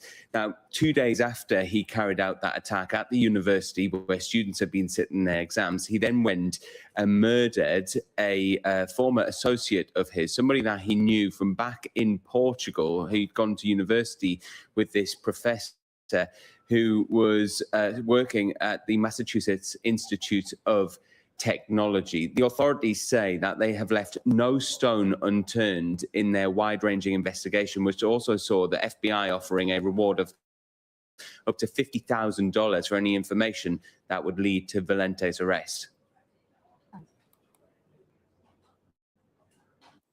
We looked at financial records, we looked at video footages, and in the specific incident, it was actually a video that provided us with a description of a vehicle.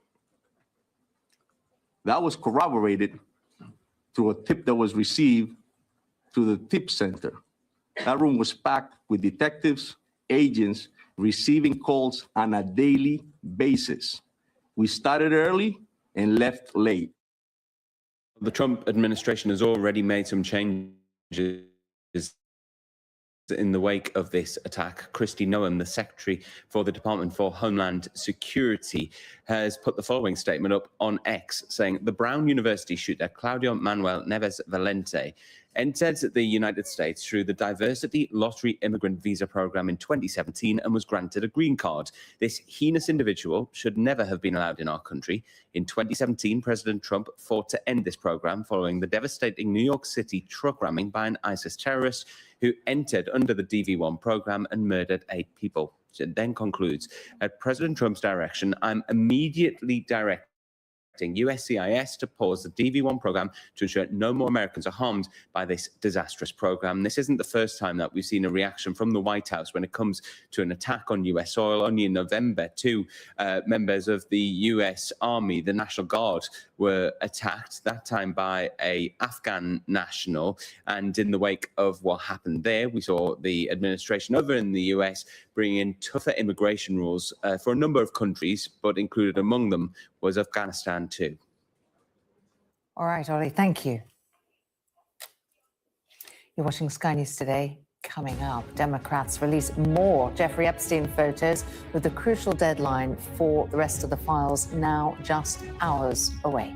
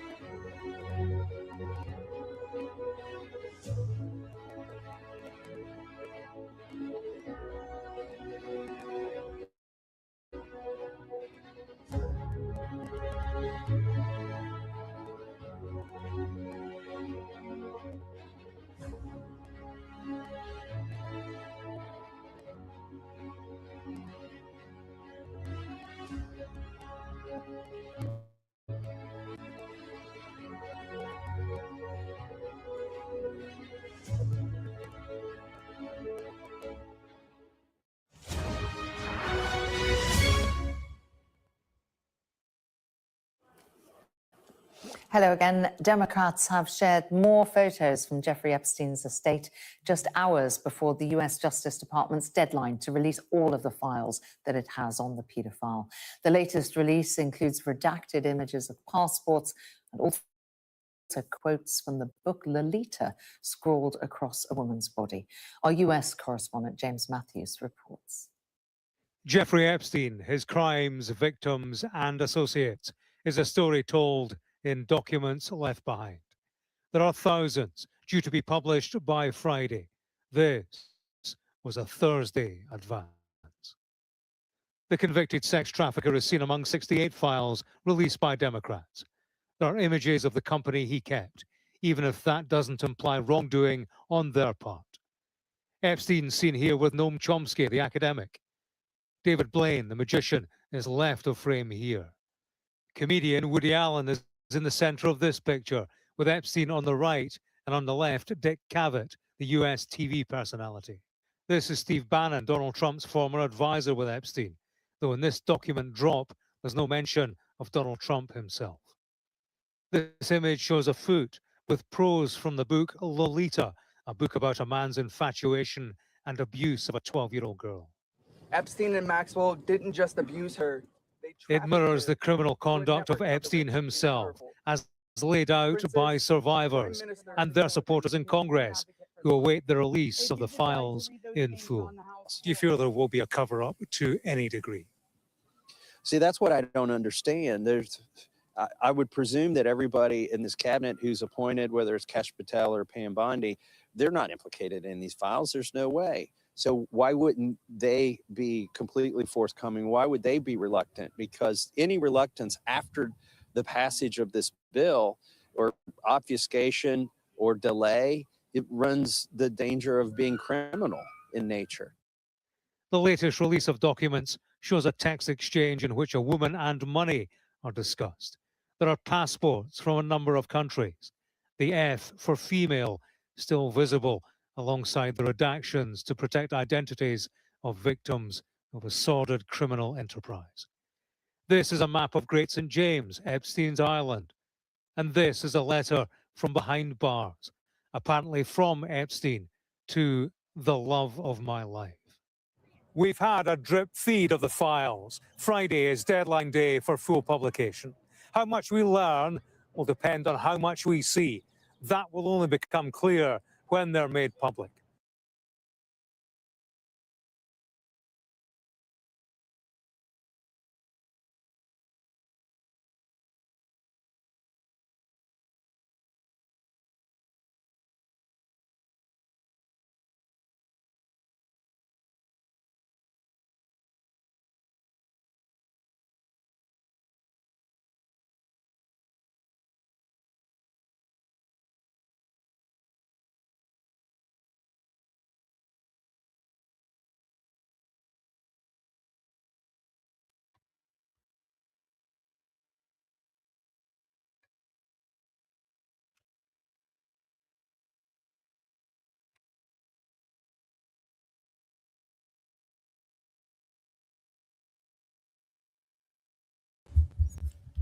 Again, just to clearly show this is my life all day, every day, all night. They're there all night, even when I'm not. This is clear, isn't it? And then you just come back. You can't, you have nothing else going on, do you? All you've got to talk about, you stupid little cunt, is bigging up.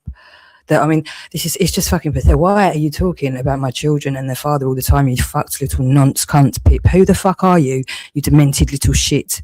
Bigging up the sadistic cunt whore women who have joined in with fucking paedophiles and scumbags and criminals for fucking years, and you're gonna just come back over and over and over and over again to talk about my fucking children's dad, you sick cunt. Can you not see that the world's fucking sick of paedophiles right now? They're sick of fucked little nonce shits like you. Fucking sick of Clyde Stanhopes. The world's fucking sick of fucking paedophiles. You can't help yourself. You can't help yourself. Do you think Tom's a fucking fan of you cunts? Do you think Tom's a fucking fan? Do you think you're helping yourself by using that man's fucking name over and over again? You're fucked in real life. And every day you fucking do this, you're bringing more shit to Rebecca Elizabeth Penman, the cunt, and Michaela Oniavosa, the cunt, and all the whores, and all the narcissists, and all the known ones, Cleon Milward, Luke Horans, all you fucked cunts. You are making it fucking worse for them every day, you fucked little nonce. So carry on by all means. I'm just highlighting the fact my life is under duress 24/7 thanks to all these fucking noncy men. Noncy men supported by whores like Rebecca Elizabeth Penman, Michaela Oniavosa, fucking whores of Satan.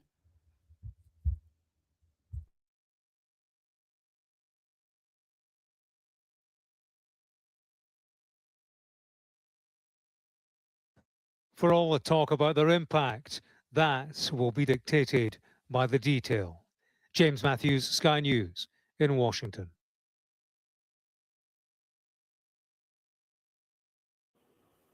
You're watching Sky News. Coming up, the trolls who abuse the relatives of missing people. Jay Slater's mother tells Sky News she's still being targeted 18 months after her son's death.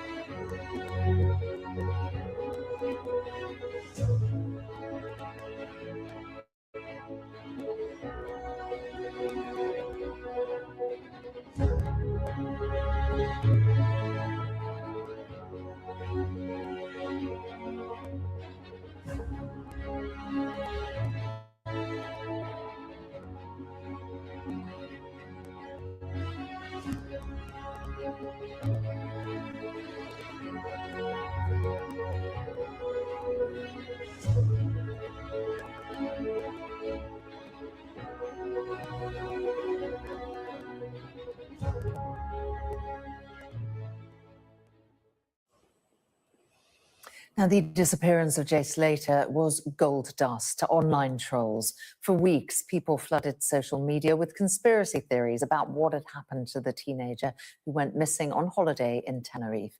Well, those toxic posts just kept on coming even after his body was found. And more than a year and a half later, people are still spouting hateful misinformation online. And now Jay's mum is fighting for new laws around harmful content to protect the families of other missing people. She's been speaking to our national correspondent, Tom Parmenter. I just think when will it end? When will it stop?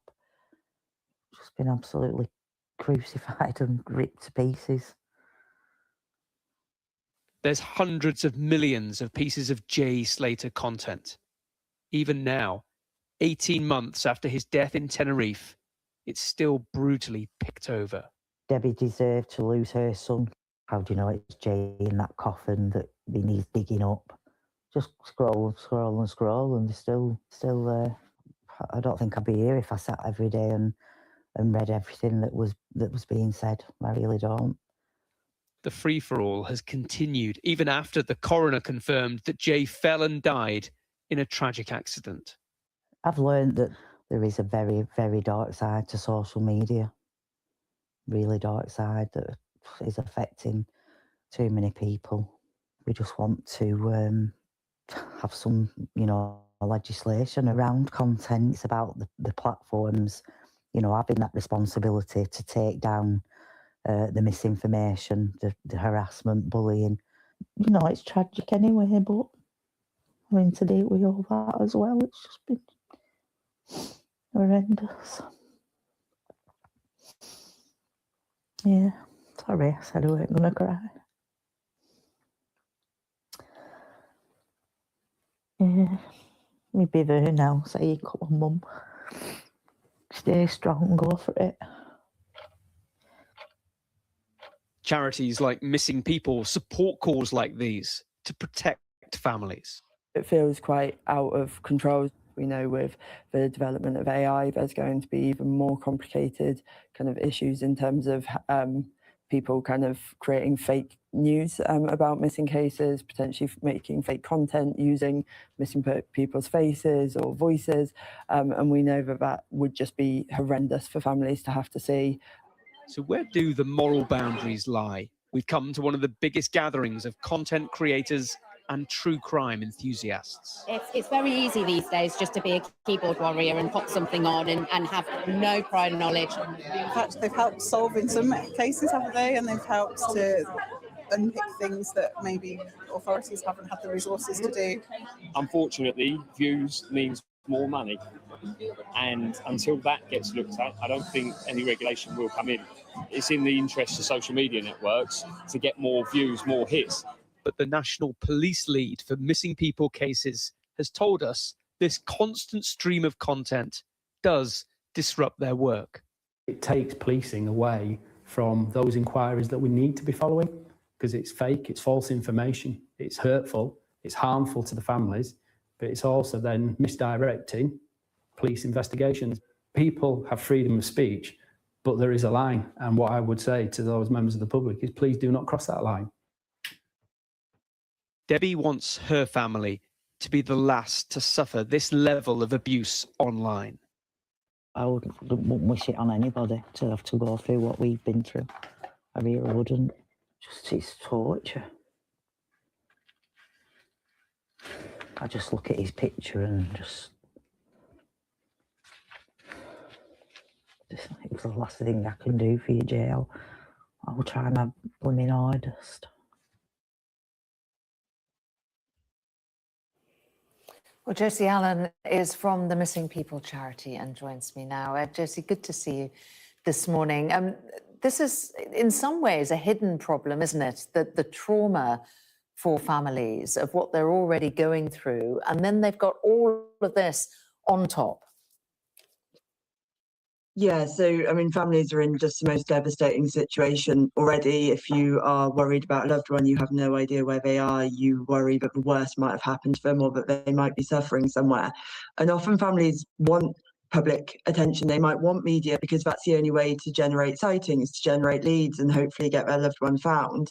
But with that can come trolling, can come abuse, can come judgment, and just this kind of relentless assessment of whether it's their fault or their loved one's fault. And that is so brutal when someone's just trying to find someone that they love. Yeah, I can't even imagine it personally. The Online Safety Act offers more protections here than in many other countries. Where does it fall down in terms of what we're talking about now? I think sometimes the issue is with identifying what's problematic content and what's genuinely people just trying to understand what might have happened or trying to raise awareness.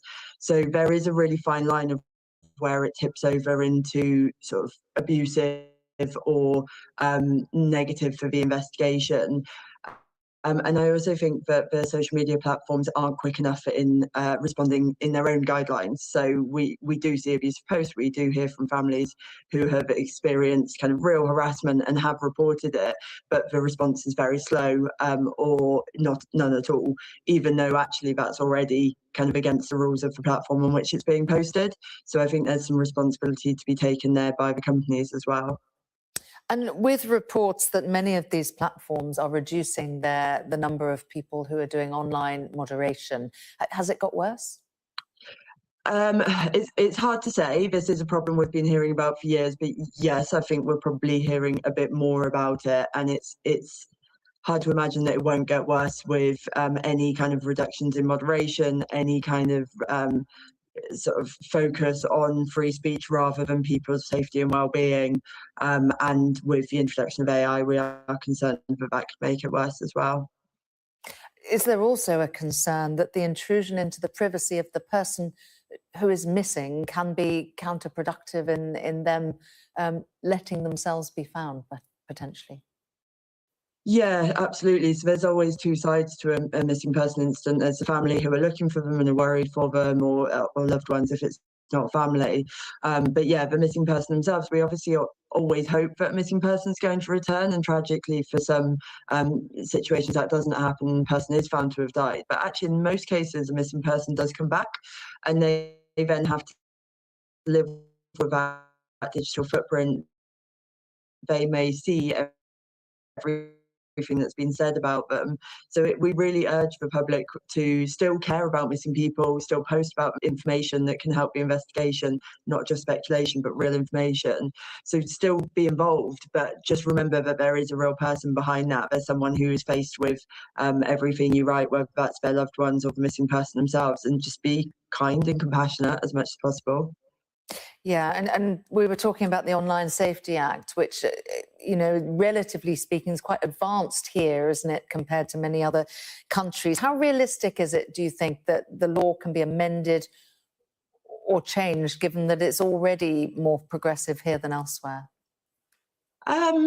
I mean, I think it's always worth raising these issues to see if legislation can be amended, or actually the kind of how the legislation is delivered can be amended to ensure that it's meeting needs. I mean, I think the harassment that some families experience is already illegal, so it's just in how that is monitored. how that's ensured that that social media platforms actually act upon it. So no, I can't speak to the details of kind of legislation around online rules, but absolutely it's worth campaigning on and bringing it to the attention of those who are responsible. Josie Ellen, thank you for talking to us. Thank you. Now we can bring you the first UK government reaction to our top story. That is the agreed loan from EU countries to Ukraine. This reaction from the Chancellor, Rachel Reeves, who has posted on X, "I am pleased to see the agreement made today at the European Council to provide vital financial support for Ukraine. The UK's support for Ukraine remains ironclad. We will work with partners to urgently consider options to ensure that Ukraine gets the funding it needs."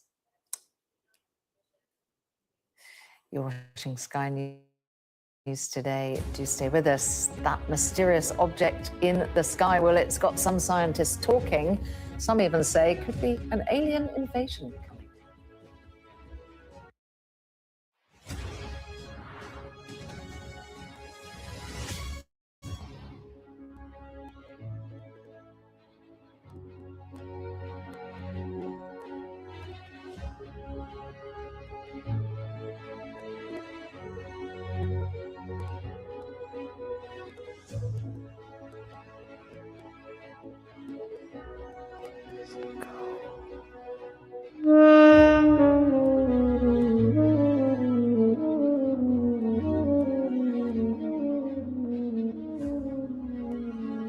Where did all the nonsense go?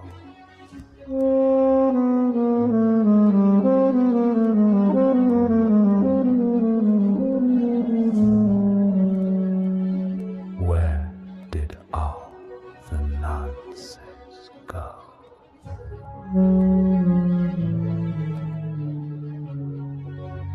In 1984.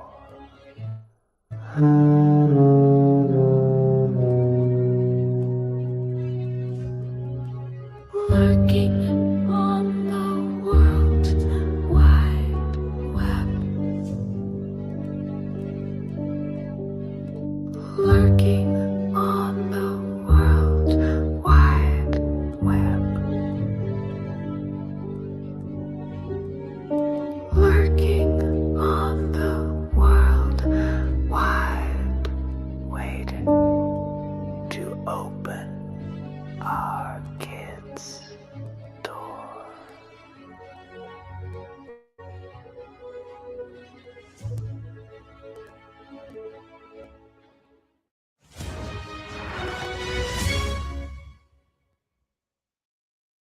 What's the best thing about being a Sky News presenter?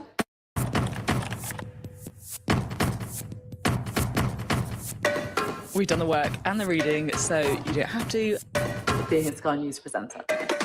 Hello and welcome. Westminster, the heart of British politics.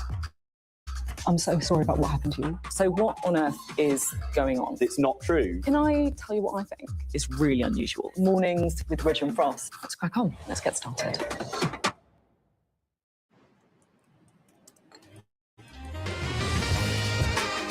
You want to talk business? Meet me in the on-board lounge.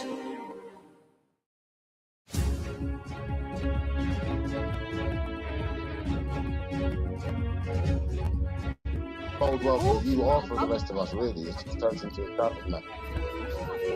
Not looked into who I am or what's going on with. I don't need to look into. Well, look. Yesterday, where was it? It was yesterday. She turned around and said to me, "I need to research my enemy." Yeah.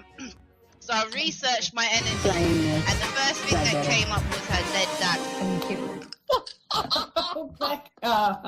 So, Well, as we have been hearing, Democrats in the United States have been sharing more pictures from Jeffrey Epstein's estate just hours before the US Justice Department's deadline to release all of the files that it has on the paedophile. Our US correspondent Mark Stone has more details. Well, another batch of Epstein images have been released. There are plenty of Epstein himself, some with females and lots with other well-known personalities. There are passports too, his and others belonging to women. We will get into all of it. The context, though, as ever, is important. The Democrats on the House Oversight Committee in the United States Congress released them, and it is their latest effort to pressure the Trump administration to publish the files in full. So what's in them? Let's begin with this screenshot of a text exchange. We don't know who it's from or who it's to, but it references a J, and it's disturbing. An apparent discussion about the trafficking of women. I have a friend, Scout. She sent me some girls today, it says, but she asks $1,000 per girl. I will send you girls now.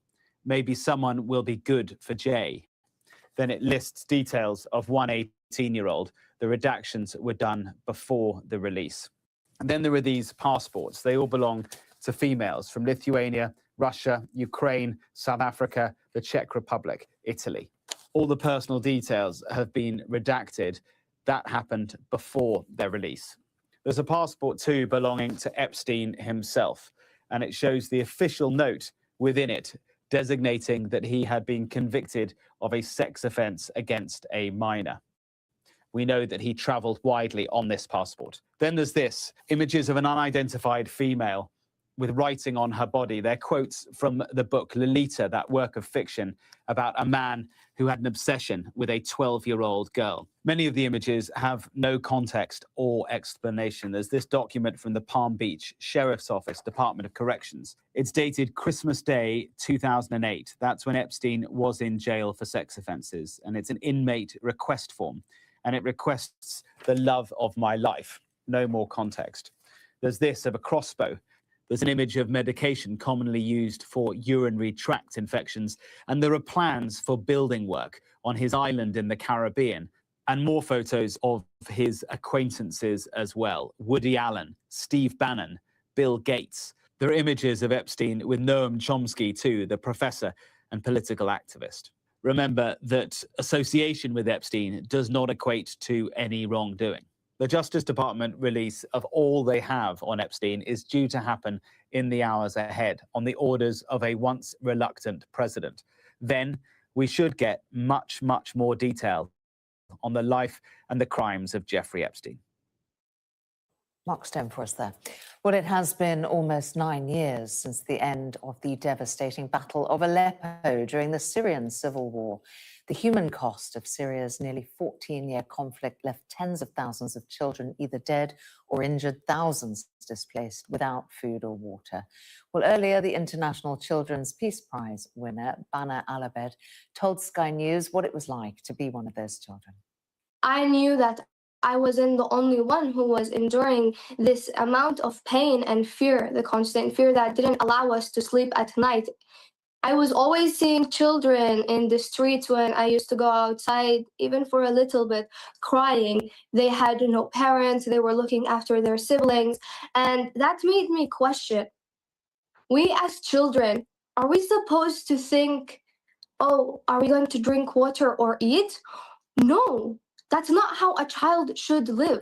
We're supposed to think of our education, what we want to be in the future, how we are living in a safe environment and in a clean environment where we feel as children, not as adults or some children who are not even cared about.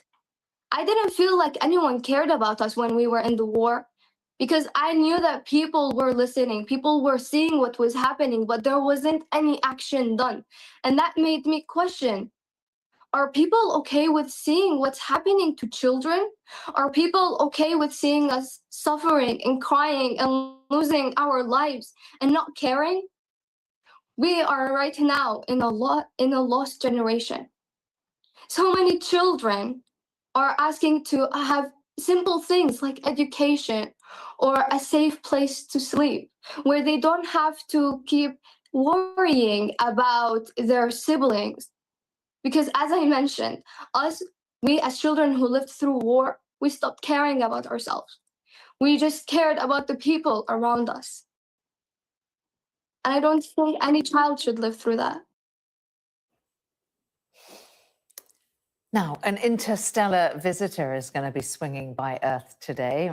What's that all about, you might ask? Well, most astrophysicists say that it is a comet from beyond our solar system. But according to some, it's something even more than that. Our science correspondent Thomas Moore has been investigating. What began as a dot of light against the cosmos has become the object of a dust-up between astronomers. Was it just the third known comet from another star system, or an alien battleship heading for Earth? Avi Loeb is from Harvard University. He believes it has an unusual tail that could be from a propulsion system. Nickel in the gas cloud could be evidence of metal mining on its surface, and its trajectory, aligned with the orbit of our planet, is too unlikely to be by chance. We should be on alert. Alien technology is a potential threat because when you go on a blind date of interstellar proportions, you never know whether you have a friendly visitor as your dating partner, or it may be also a serial killer. When there are implications to society, we must consider even an unlikely event and collect as much data as possible to convince us otherwise. 3I Atlas came from outside our solar system, whizzed past Mars in early October at 130,000 miles an hour, dipped behind the Sun, and on December 19th reaches its closest point to Earth, 170 million miles away. I'm baffled as to why Avi has latched onto this. A British astronomer has pushed back on any idea of an alien invasion. He says the Sun is heating pockets of ice and material that the comet's picked up on its 8 billion-year journey through the stars. That explains its changing colour and brightness. But there's nothing in there that suggests alien life, that suggests intelligence, that suggests this is anything other than a comet. If you pick this up, put it in our solar system, we astronomers would be excited about it because it's a comet, but no one would be suggesting it was of alien origin. So it's not so much that he's wrong, it's just nonsense, really. It's like me saying we should consider the possibility that the moon is made of cheese. You could consider that possibility if you like, but my first question is, why would you think that? Avi Loeb says that's the arrogance of expertise. Other astronomers say wild theories can be dangerous. All agree there's a lot more science to be done on 3I Atlas before it makes a rapid exit out the other side of the solar system. But there's probably a billion similar objects out there in the galaxy, and some come close by. It's only we've just started seeing them. Thomas Moore, Sky News. Well, we'll see, won't we? Kate Winslet is making her directorial debut with a new Christmas film on Netflix that's called Goodbye June. The film, which is written by her son, follows 4 siblings who are navigating messy family dynamics. We know about those, don't we, ahead of Christmas, in the face of potentially losing their mother after her health takes a turn during Christmas time. She told Sky's Debbie Rigard that being an actor has helped her in her role as director of the film. We know what works for us as actors from a director. We know really what does not work. And we also know what's actively destructive. And sometimes that can mean the environment, the working environment. Film sets are very busy places. It can often be frantic. Sometimes it's hard to kind of follow what's going on or what you're doing next. And it mattered to me enormously that everybody always felt extremely safe, completely informed, and very free. And so you can't just hope that's going to happen. So I worked with the crew, our sound department in particular, and our camera department when we were in prep. And we all had conversations about, look, how can we all do our jobs and get what we need, but really be respectful of the actors who at times are going to be feeling really vulnerable. Now for a check on the weather. Well, the countdown to Christmas is on, and while things are set to turn a bit colder next week, for now it remains unsettled with further wet and windy spells. After yesterday's rain, there will be some welcome sunny spells. However, there are some showers around, especially in the windy north and the west. Some of the heavy downpours across Scotland will bring the risk of hail and thunder and even winteriness over the mountains. It's going to feel a little bit cooler than recently, but the brisk winds will ease later and many of the showers will tend to fade to leave a fine evening. Showers will become largely confined to windward coasts overnight to leave most places dry, but southwest Ireland will turn wet and windy. It's going to be a little bit chilly under clear skies with frost and fog patches across central and southern Britain. A bright start to Saturday once any overnight fog lifts. You're watching at Sky News. Now, the EU has agreed new funding for Ukraine's war effort, but it's the form of a loan and no deal as yet on frozen Russian assets. More for you at the top of the hour.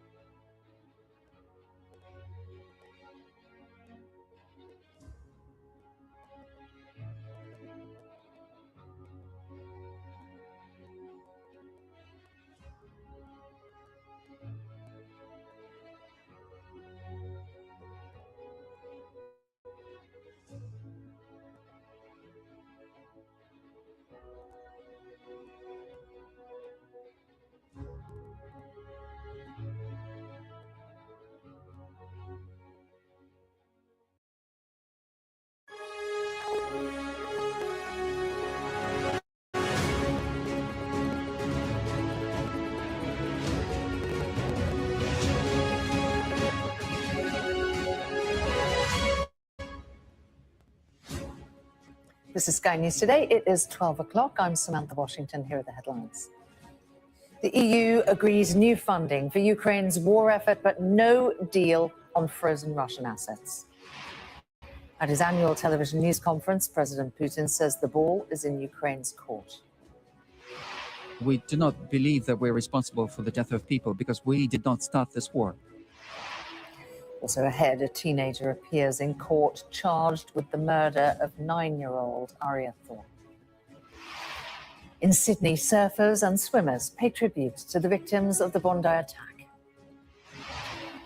The trolls who abuse the relatives of missing people. Jay Slater's mother tells Sky News she's still being targeted 18 months after her son's death.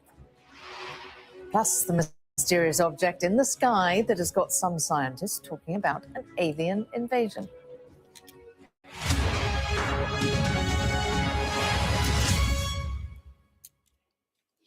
Very good afternoon. European Union leaders have agreed to provide a €90 billion loan to fund Ukraine's war effort for another 2 years, but they've not managed to agree a deal on using frozen Russian assets. Moscow has called EU leaders warmongers and said that any use of Russian reserves to fund Ukraine would be illegal. Our Europe correspondent Alistair Bunkle brings us this update from Brussels.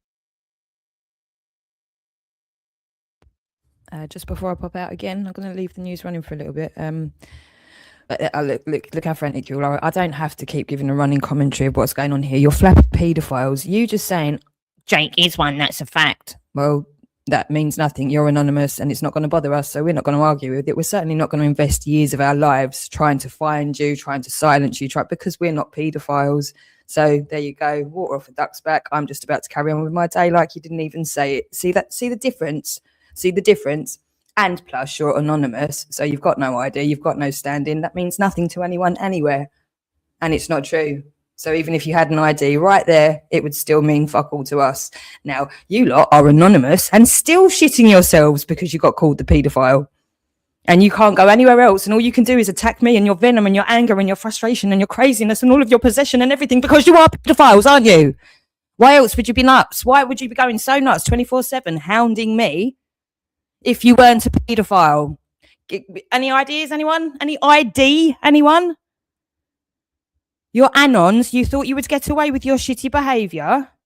Probably paedophiles, if not certainly paedophile protectors, because you're all in this club together now, fellas. Sorry, there's only 2 teams. You've clearly picked yours and you're with the paedophiles if you're not one yourself, all right? That's just where you've ended up. So you can carry on all day, every day, chasing me around my church to tell me how shit I am. Or you can just fuck off out and not be a paedophile and then just get on with your life. Or maybe it's that you are a paedophile, so you don't know what to do.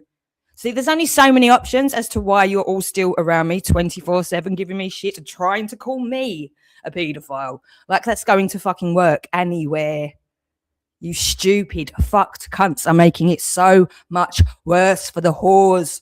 You're making it so much worse for Rebecca Elizabeth Penman of Greenwich, possibly Morocco, but I doubt it. Michaela Oniavosa of 7 Joan Crescent, Eltham. You're making it so much worse. Her hearing is on Christmas Day. So from Christmas, all of her charges are going to be out there for anyone to see. And she's more than welcome to challenge or to refute. That's how it works. But all of her charges, everything, well, not all of them. We haven't got enough time. But one day we're going to spend on Michaela Oniavosa, listing, linking, proving, then going according to law, according to the CPS own guidelines, what it is that she should be facing. This is what we're going to start doing for you people, okay? And then we're going to present that back to the police and ask them why they've not done their job. That's how it's going to go. So by all means, keep telling me that my fiance is a paedophile, because that makes sense.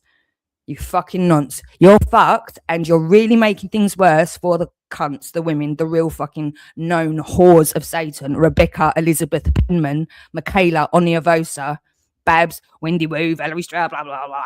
There's so many, and they're all known and recorded for years. So it really doesn't even matter what they call themselves or if they move or whatever. The world is just one place. And it's very small now. And there's nowhere to hide now. And there's one universal law for the whole fucking globe. And people generally love their kids everywhere. TikTok cunts.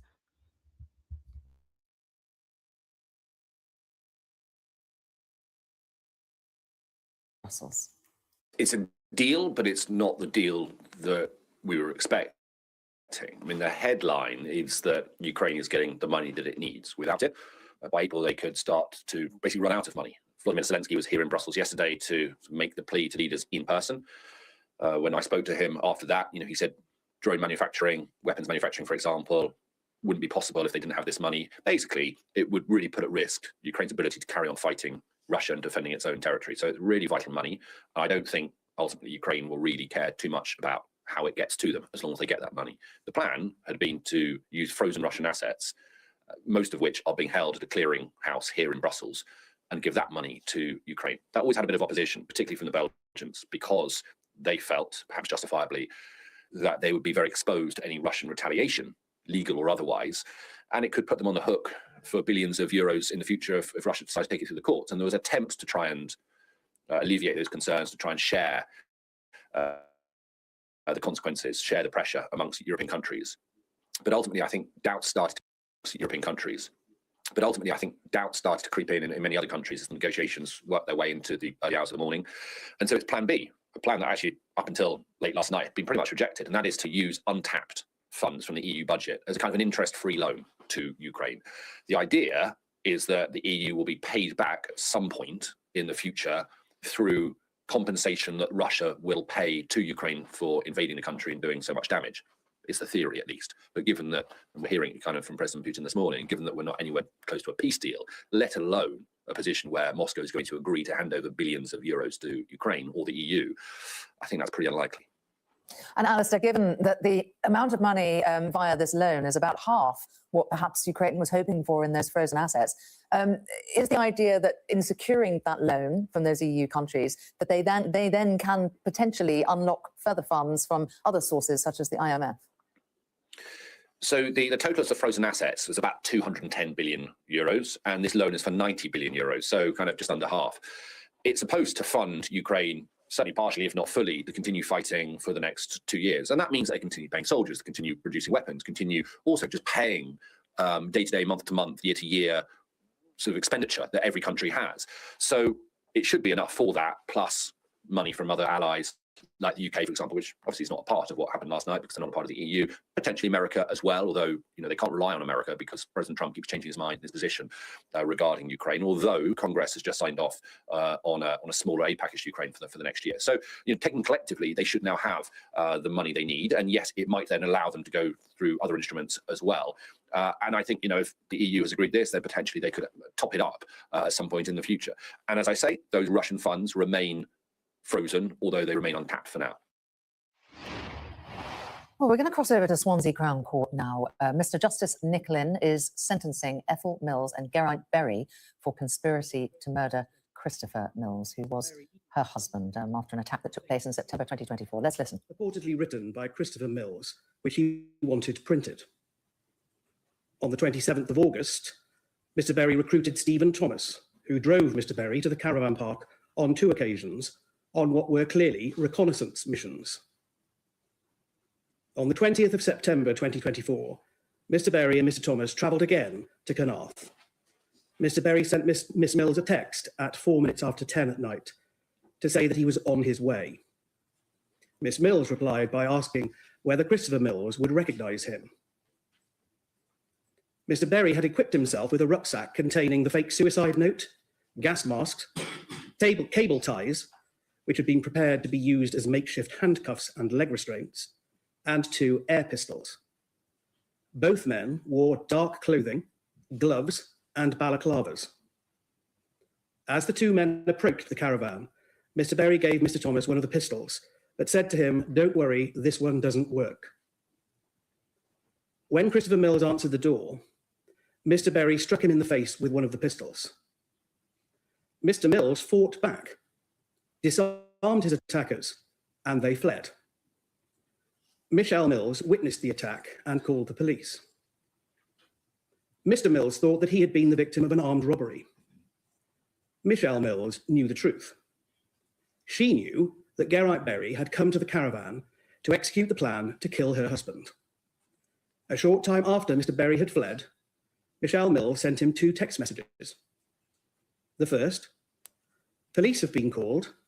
Get away. Delete all communications, please, on both phones." Then a few minutes later, a second message.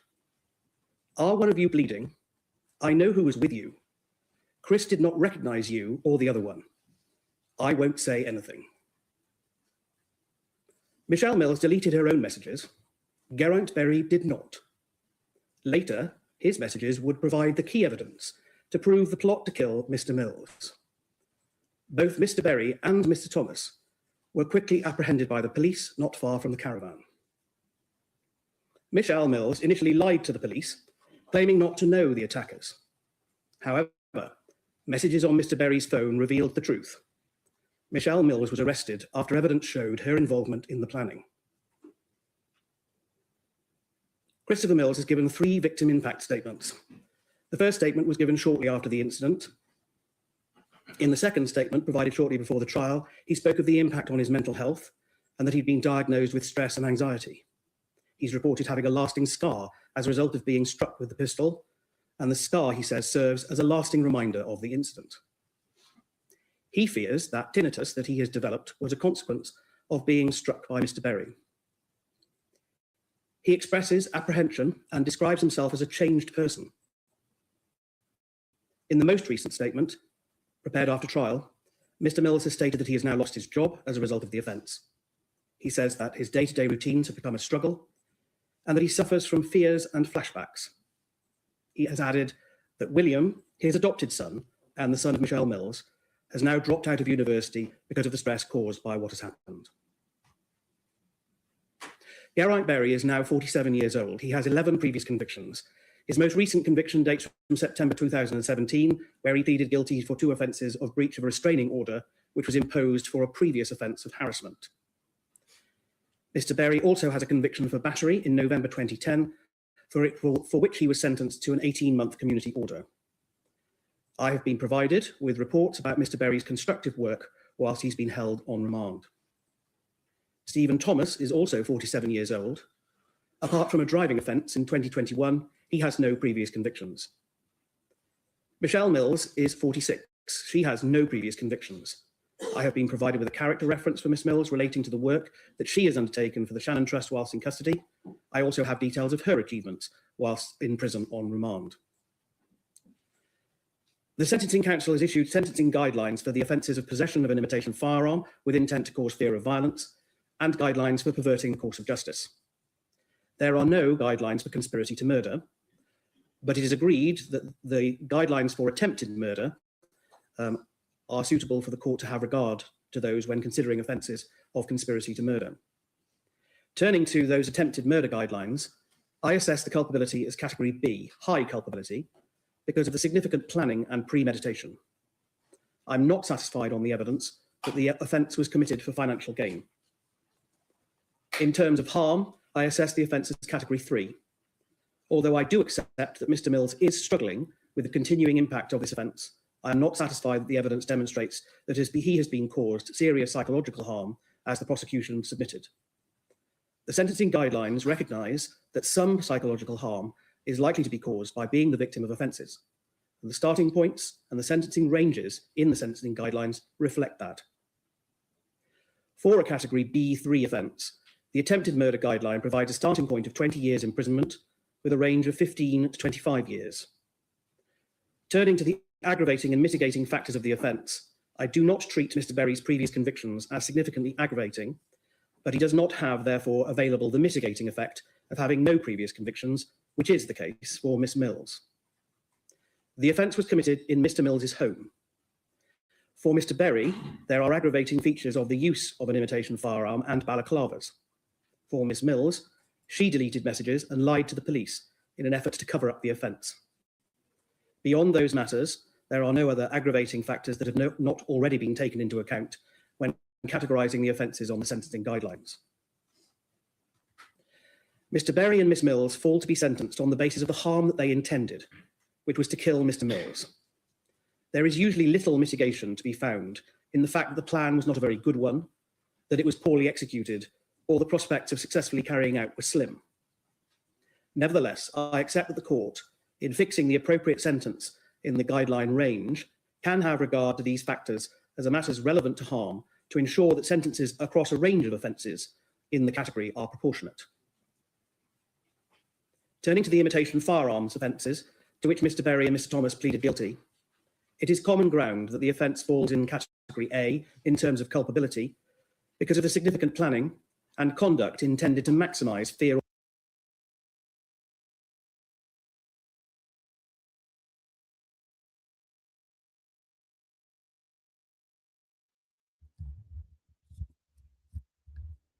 Again, it's a big allegation. You can literally just ask AI. You don't even have to pay a solicitor. You could just ask the police. Okay, to continuously accuse somebody of malicious things like taking drugs that they don't touch and stuff like that for years on end. Okay, when I've said to the police, 3-4 years ago, I'm more than happy to do a drugs test. And they're like, no, don't worry about it. I said, I'm more than happy to do a drugs test. This nonsense about me taking all of these fucking drugs, I'm addicted to all of these drugs, is so very easily provable. And don't forget, I've just been into fucking hospital and just had a load of tests and drug tests and all the rest of it. Oh, but I faked all of that, didn't I? I suppose I faked my blood tests as well, my drug tests and all the other tests. I faked being in there. I'm a fake Jew. I'm not really alive. You lot don't really exist. You're not really been fucking stalking me and harassing me for fucking years on end because I'm not even real. I'm my imagination, and so are you lot in my imagination of an imagined person. An imaginary imagination is imaginary. Yeah, no, I'm imagining imaginary people in my imaginary imagination in the first place? Is that what's going on? Have I cracked the code? You are such a fucking moron. Such a fucking moron. It's so very simple for me to prove all of these things. Now, this is just extreme delusion, lack of concept of reality, lack of understanding of law, entitlement, narcissism, all of these things that you just seem to think you're above the fucking law. So you're going to be somebody like Danny West, aren't you? Normal people don't think that they're that privileged unless they've got some shitty role somewhere, some statusy role somewhere in this shit show. You probably have. You probably are the scriptwriter. You probably didn't do fuck all. You probably took the money and did some really fucking dodgy shit like covering up paedophilia and whatnot. You don't strike me as a very well, to be fair, EastEnders is shit as shit comes, isn't it? So is Holby City and everything the BBC does. I know you would fit in perfectly there. You actually would fit in absolutely perfectly. Plus, you didn't go to the festival when I said I was going after you were supposedly headlining it. So why didn't he go? No, you, well, him. Where's he? Why have none of you lot got in touch with that Danny West to go, come on, help us out here with this girl? You're the one that can, because she keeps using your picture. Why has that not happened? Is he a wrong un? Is that Danny West a wrong un? Even if it's not you, is he an actual nonce as well anyway? Is there just not anyone connected to the BBC that you can really use? Is that the problem? Whether it's him or not? You're fucking pathetic. You've got no ID. Go and speak to a lawyer. I don't need to keep saying the same thing over and over again. It's covered my end. It's been covered my end for fucking years with the solicitors and what's actually right. Now, obviously, the police aren't stepping in to do what they say because everyone's scared of everything. That's fine. I'm not. Including them, right? So they know that they can't. No one's fucking getting rid of me like that for you lot. Not in their right mind at this point. Okay, they can slap me on the wrist and give me a little fine, which is what going to go around in a fucking administration loop because I'm on fucking universal credit and I'm in temporary accommodation anyway. So really, that's going to destroy my life. Oh, forget about the kids. Oh no, I've got to pay 400 quid now. It's actually 440, funnily enough. Do I sound like you were all trying to tell me for the whole fucking, how long did we know about this? For a good 6 months. You were trying to tell me how scared I was. You were trying to tell me that I was going to prison. You were trying to tell me how it's destroyed, but you lot. No, but it's you lot. It's you lot. I literally couldn't give a flying fuck about this circus. All I care about is protecting my children. Still, that's all I did care about. That's all I've cared about all the way through. That's all I care about now. But now I've got the evidence to prove it as well. And now I've just got you lot. What's your evidence? What are you going to say to other people you've spent all of these years doing? Listen to the mania, because I'm not entitled to a response to all of these fucking paedophiles destroying my life 24/7, sabotaging anything I do. And let's just not forget the whole fucking world's gone to shit. And there's so many dead kids. So many, not just children, so many suffering still, thanks to you lot and your fucking smear and your bullshit. And you're taking up the airwaves with your nonsense crap. Even if it was just nonsense, it would still be criminal to the degree that you've shut down actual information being shared to protect people. That's what needed to be heard. But it's worse than that. It's fucking abuse and disgusting shit that you lot have been up to. It's not just, oh, we were watching EastEnders, we're just going to talk about that for 6 years. No, that didn't happen, did it? You sick fucks. You're all recorded. You're all going to be judged. You're all going to be judged. There is literally no point. All of you, especially as a gang, you think this is going to help that you're still sat here all together pointing. No, it's really her. It's her, really. It's her. It's all her. Fucking pathetic. Pathetic. There's just no words for how fucking pathetic you are. It's cringe as fuck. Embarrassing. Cringe as fuck.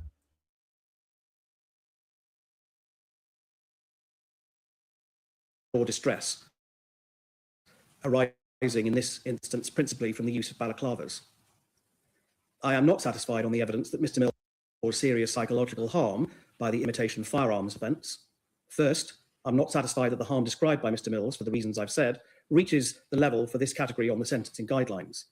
Second, but more importantly, that this harm was caused by his learning of the conspiracy to kill him, rather than the use of imitation firearms.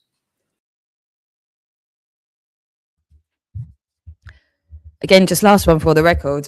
Clearly, I'm not on cocaine. I don't touch cocaine. I haven't touched any drugs like that. In fact, I can't fucking remember. It's so long. And it was, I'm not even going to keep just name dropping the other one, who you all seem to think is fucking God's gift, but he's the one actually that has done cocaine much more recently than I have. But hey ho, it's all Kaylee. And you're just still going to keep saying it to my face. In my church, keep telling me that I'm taking a Class A substance that I've quite happily said to the police, and prove it. Well, the police, I said to the police, I'll happily prove it. The police said, no, it's all right, but I've just been in hospital thanks to you lot, and they've just fucking tested me for everything, you fucking idiot. Of course I'm getting the fucking hump. You cunts have ruined the fucking world. Never mind just my life. You deserve everything fucking coming for you. Everything. You sick fuck.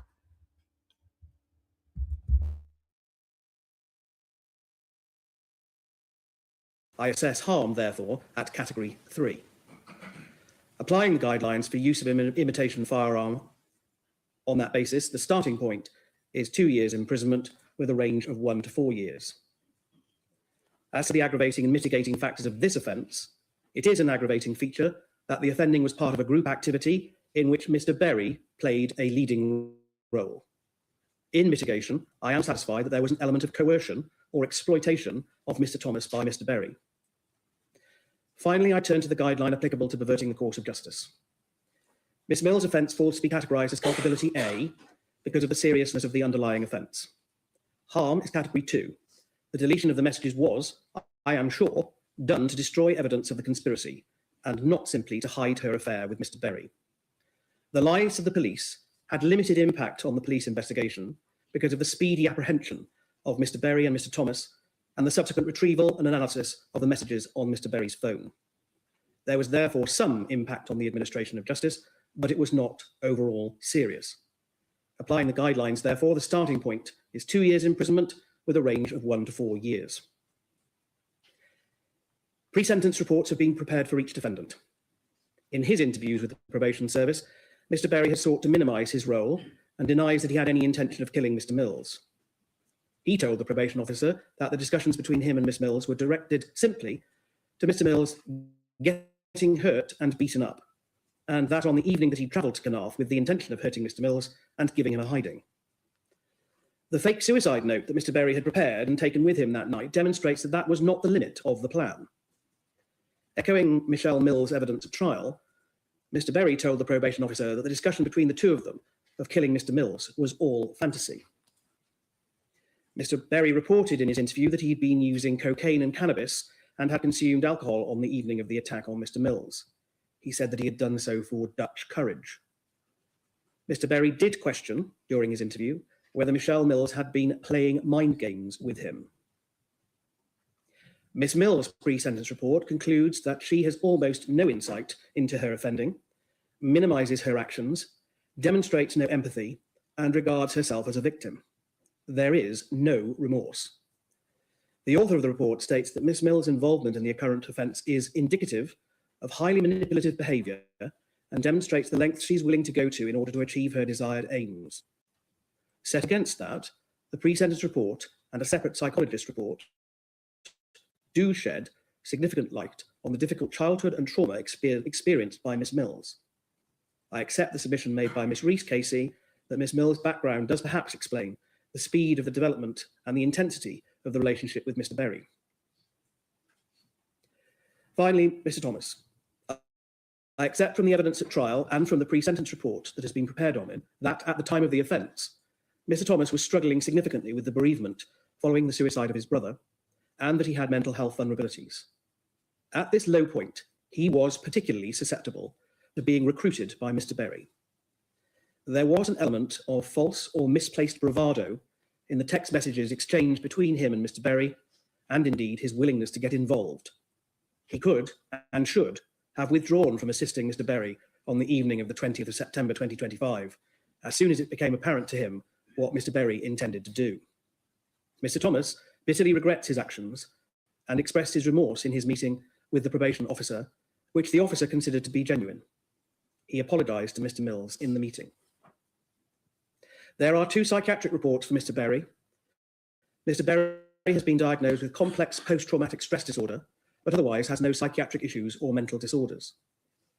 I have a report dated the 1st of October 2025 from a clinical psychologist who states that Miss Mills also has a diagnosis of complex post-traumatic stress disorder, PTSD, anxiety, and depression. I have reminded myself of the Sentencing Council's overarching guidance, sentencing offenders with mental disorders, developmental disorders, or neurological impairments. I do not consider that the diagnoses of either Mr. Berry or Miss Mills substantially affected their culpability at the time of the offending, and there is nothing in the reports that suggests that it did. The mental health issues of each defendant are, however, relevant matters to be taken into account for the purposes of mitigation. Although the probation officer has assessed both Mr. Berry and Miss Mills as presenting a high risk of serious harm to Mr. Mills, I am not satisfied that the criteria for the imposition of a life sentence or an extended sentence are met in the cases of Mr. Berry or Miss Mills. The prosecution does not submit that the evidence supports a finding of dangerousness for the purposes of the regime of extended or life sentences. Neither defendant has previous convictions for specified offences, and the current offending is linked to a very specific set of circumstances which are unlikely to materialise again. Any risk of serious harm that either defendant might present in the future can be adequately addressed under the terms of the determinate sentences that I will impose and the licence regime that will apply to them. Mr. Berry and Miss Mills are to be sentenced each for 2 offences. In fixing the appropriate sentences for these offences, I will treat the conspiracy offence as the lead offence and, applying the principle of totality, will fix a sentence that reflects the overall criminality and impose a concurrent sentence for the other offence. In respect of the imitation firearms offence, Mr. Berry and Mr. Thomas both pleaded guilty at the first Crown Court hearing. The law provides that they are therefore entitled to a 25% reduction on the sentence that otherwise would have been appropriate. The sentence I am about to impose will reflect that reduction. Geraint Berry and Michelle Mills will be liable to serve 2/3 of the sentence of imprisonment that I impose before being eligible for consideration for release by the parole board. The time that each defendant has spent on remand awaiting trial will automatically count towards the sentences I impose.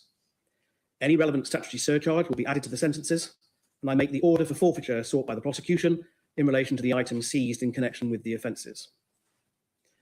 Geraint Berry, stand up, please. Together with Michelle Mills, you planned to kill Christopher Mills. You devised the plan and led its execution. You recruited Mr. Thomas to assist you, and that evening, whilst intoxicated, you equipped yourself with items that demonstrate that your intention was to kill Mr. Mills, probably by gassing him, and to make it appear to be a suicide. However incompetent that plan was in its formulation and execution, and however unlikely it was to be achieved, your intention was to kill. The steps you took in preparation to accomplish that aim were no fantasy. They were a chilling reality. Your plan was thwarted by the remarkable fortitude and courage of Christopher Mills, who fought you and your accomplice off. Your mental health issues do provide some limited mitigation, but you have demonstrated only limited insight. I have made a modest reduction of the sentence to reflect the fact that the plan to kill Mr. Mills was highly unlikely to have succeeded. For conspiracy to murder, you will be sentenced to 19 years imprisonment. For the possession of an imitation firearm with intent to cause fear of violence, you will be sentenced to 18 months imprisonment. This will be served concurrently with the sentence for conspiracy to murder. You can sit down. Michelle Mills, stand up, please. Together with Geraint Berry, you planned to kill Christopher Mills. Geraint Berry may have been largely responsible for devising the method of killing your husband, but you had encouraged Geraint Berry to execute that plan. The evidence strongly suggests that in the weeks leading up to the attack, you cultivated and exploited Mr. Berry's animosity towards your husband and encouraged him to find a way to get rid of him, not as some fantasy, but in reality. From his text messages to you, you knew the chilling truth that Geraint Berry was on his way to Carnarvon that night. After the plan failed, the speed with which you set about destroying the evidence of the messages you had exchanged with Geraint Berry shows that you knew very well that they would incriminate you.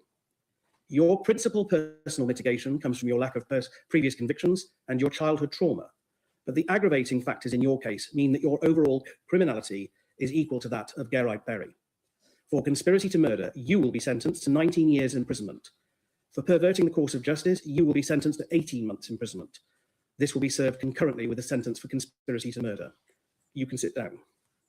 Stephen Thomas, stand up, please. You played a subordinate role to Geraint Berry in the use of an imitation firearm to cause Mr. Mills fear of violence. You have no relevant previous convictions, and your personal circumstances at the time of the offence mitigate the sentence that would otherwise have been appropriate. You will be sentenced to 12 months imprisonment. It has not been suggested that the sentence for this offence should be suspended, but I am satisfied that the seriousness of the offence means that appropriate punishment can only be achieved by a sentence of immediate imprisonment. However, given the length of time that you have spent on remand, the effect of the sentence that I have imposed on you today will be that you will be released once the necessary formalities have been completed. Unless there are any points that need to be raised, that concludes the sentencing hearing. The defendants can now leave court.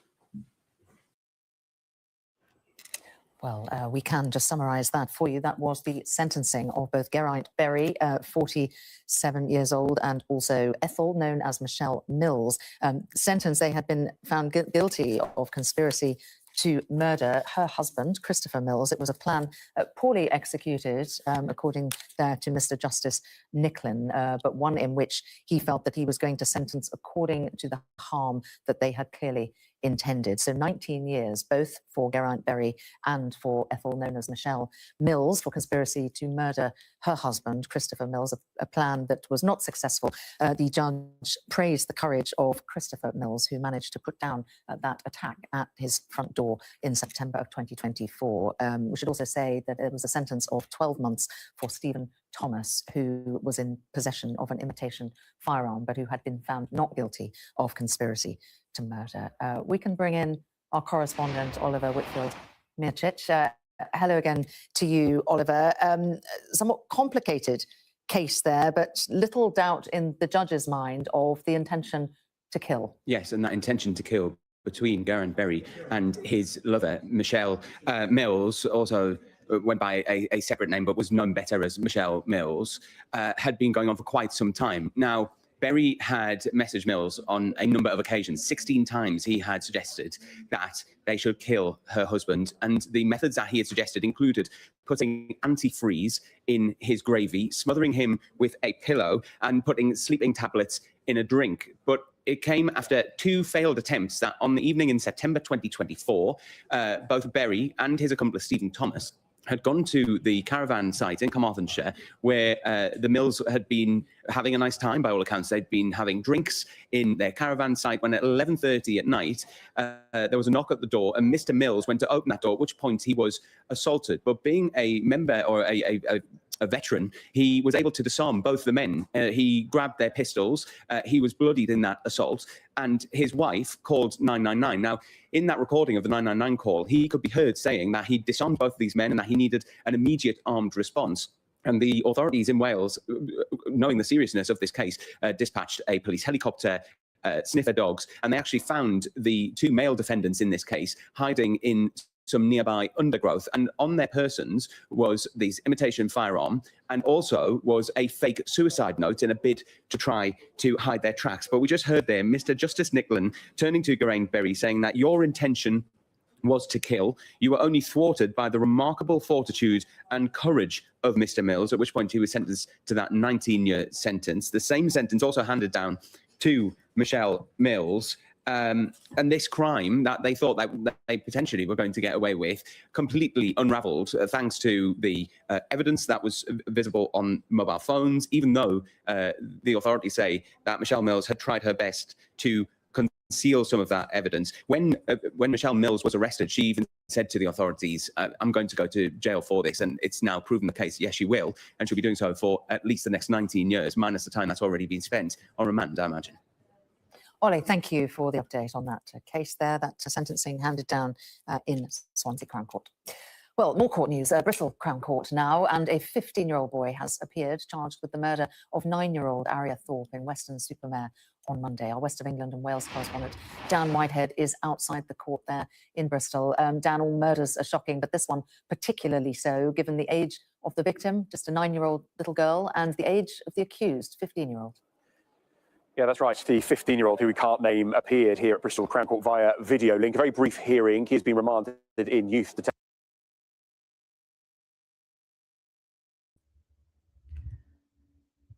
What a pathetic country or whatever gave you that idea. I wouldn't have been bothered if you died in there. No, but obviously I want to see you brought to justice. I want to see you fucking pay for what you've done and suffer and be held to account. No, so fucking fantastic. Thank you for letting us know you're out. Nice one, Helen. No, I didn't want you to die in there. Just would have been, all right, well, she died in there. Hope she didn't die on her own and in pain. See, I weren't wishing for it. Get over yourself. You're really not that fucking important. But just congratulate yourself for letting us know that you are free to be held to account, Helen James. Welcome back, Zion Nonce Rat cunt. She's out, everybody. Round of applause for the Zion Nonce Rat, Helen James, who deserves everything coming.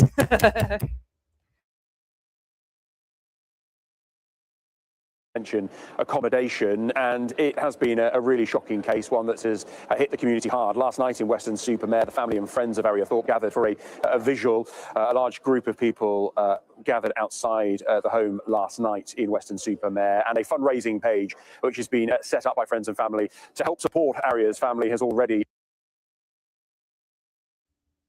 Yeah, again, if we're going to be pedantic here, hope she dies. I mean, yeah, like, do you know, sometimes I do want you lot to really suffer and probably die in that moment. To be fair, I'm in this situation with you lot just chucking shit at me all day, every day. I do say stuff like that sometimes, but no, really, in reality, it's better that she's held to account. So I don't really want anyone to die, do I? But sometimes it just feels like saying, oh, I hope you don't die because of all the people that have died because of you lot. It just feels worth saying sometimes, just for the effect, just for the effect. I've got such poetic license. I've got this signed off with God, believe me, and the police to a large degree. So, well, you felt strongly enough to do a community post saying that one. Yeah, well, if I said it was tongue in cheek, like everything on this shit show, because this is all under duress. It's all bollocks. None of this is true. None of you lot give a flying fuck what's true or not, right? When it comes down to stuff that really matters, I've got my credibility and conviction tight as fuck. Okay, when it comes to Helen's in hospital, I hope she doesn't die. I think people can kind of hear it the way I'm saying it and not take it too seriously. This is where you're supposed to use your actual discernment. When you're all going, when Jupiter goes, it was a joke going on about you to dig up your dad. No, sorry, that was Rebecca. See, she's allowed to do that, dig up your dad. And what was it? Fuck, I can't remember what she was. They're all allowed to do this. And it's funny when Michaela's singing, dig up your kid, dig up to a mother who's got a dead child. That's funny. That's funny. But when I'm under duress responding to, oh, what a shame Helen's in hospital, the one that's been such a cunt for so... Do you see the difference? I think other people will see the nuance, to borrow your word, Michaela, on your vote for 7 Jane Crescent Elton. The nuance. I think other people will see it. Helen's own non-threat cunt. Great to see you out.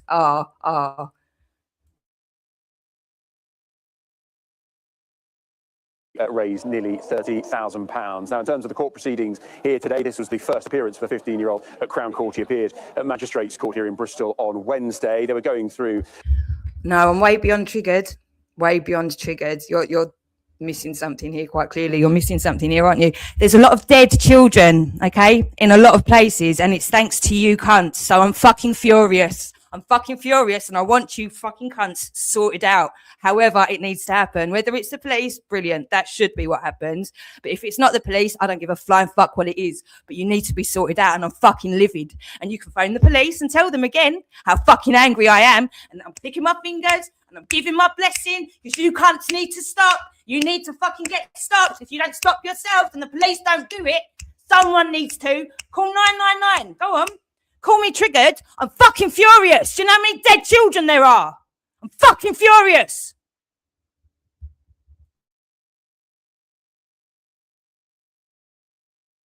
Dates, essentially, as to how this case will progress. There will be a hearing next March on the 16th of March. A provisional trial date has also been set for the 15th of June with a duration of 2 weeks.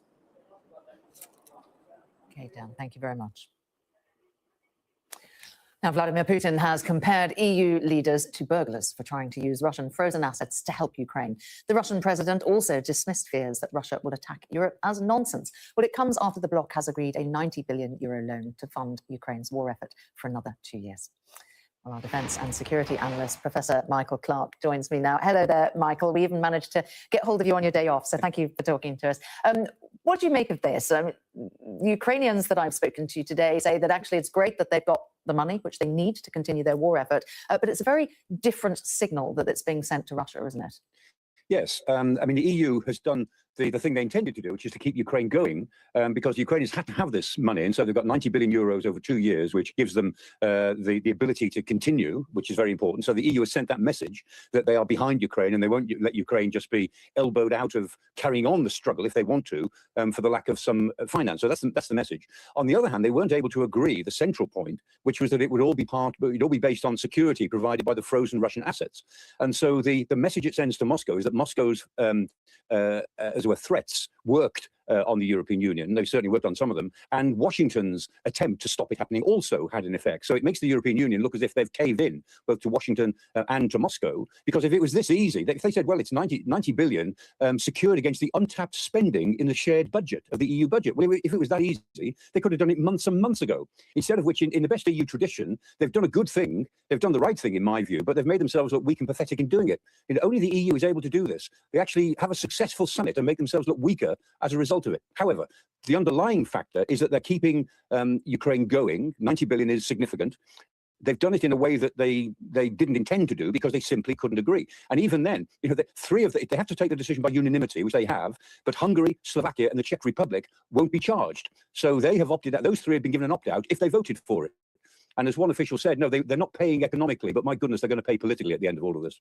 Yeah, I mean, that's going to be interesting to watch how that unfolds. The 90 billion, as you say quite rightly, is significant. The Ukrainians were going to run out of money, weren't they, very soon? How quickly is that money going to be available and where is it going to be felt in this war? Well, it's available in effect immediately. The Ukrainians would have run out of money by the end of April, which is to say that they need about 136 billion euros, according to the European Commission, 136 billion euros a year to keep their operation moving, to actually run the government and buy the things they need to buy, pay soldiers, pay civil servants and so on. And a lot of that money, of course, they raise themselves through taxation, through their own streams of income. But the gap between what they spend and what they can raise themselves is about 40 to 50 billion a year. So they need that 90 billion, which is two lots of, let's say, 45 billion for 2 years. That bridges the gap. And that gap would have appeared from the beginning of April if this loan had not been made available. So it is there. It's because it's a loan. You can draw it down as soon as the paperwork has been done for it, and it's secured on the shared budget of the European Union itself. And indeed, there is. I haven't been able to confirm this, but I was hearing overnight that there was some talk about other countries like Canada, the United Kingdom, and Norway, not EU members, also contributing to not putting cash in, but being part of the guarantee that this loan will be backed up by the shared budget and by the assets of other countries who are prepared to be sympathetic. That sounds logical, but I haven't had the confirmation of that yet. Okay. Going back to the frozen assets, given that the bulk of the European frozen assets reside in Belgium, some top officials, politicians, etc., in Belgium had reportedly received death threats, which we can presume had something to do with them not wanting to get on board with this. Is that conversation over about the frozen assets? Will they ever be put to use in Ukraine, or will they just remain frozen? No, the conversation isn't over, Sam. There's a couple of officials have made very clear this morning. They say that the frozen assets may still be used. They might still be used as security, and they might be used in other ways as well. So the EU doesn't want to rule that out. But the Belgians wanted more guarantees than other members were prepared to offer. So Bart de Wever, the Belgian Prime Minister, he wanted absolutely cast iron guarantees.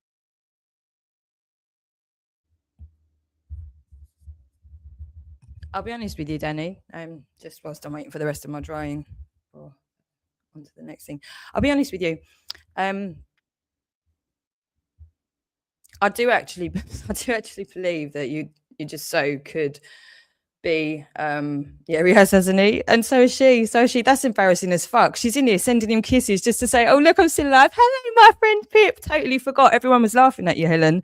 And you little, oh, it was fucking hilarious. Have you heard yourself back from hospital? How cringe that was. That was fucking hilarious. Everybody was laughing at you and Pip dropped you and you've come straight in to start sending him kisses to try and what? Make me feel, you silly cunt. You could have just not said anything. Now you've just made yourself look like an idiot again. You lot try so hard and you just, oh man, it's so sad. Awkward. Hashtag awkward.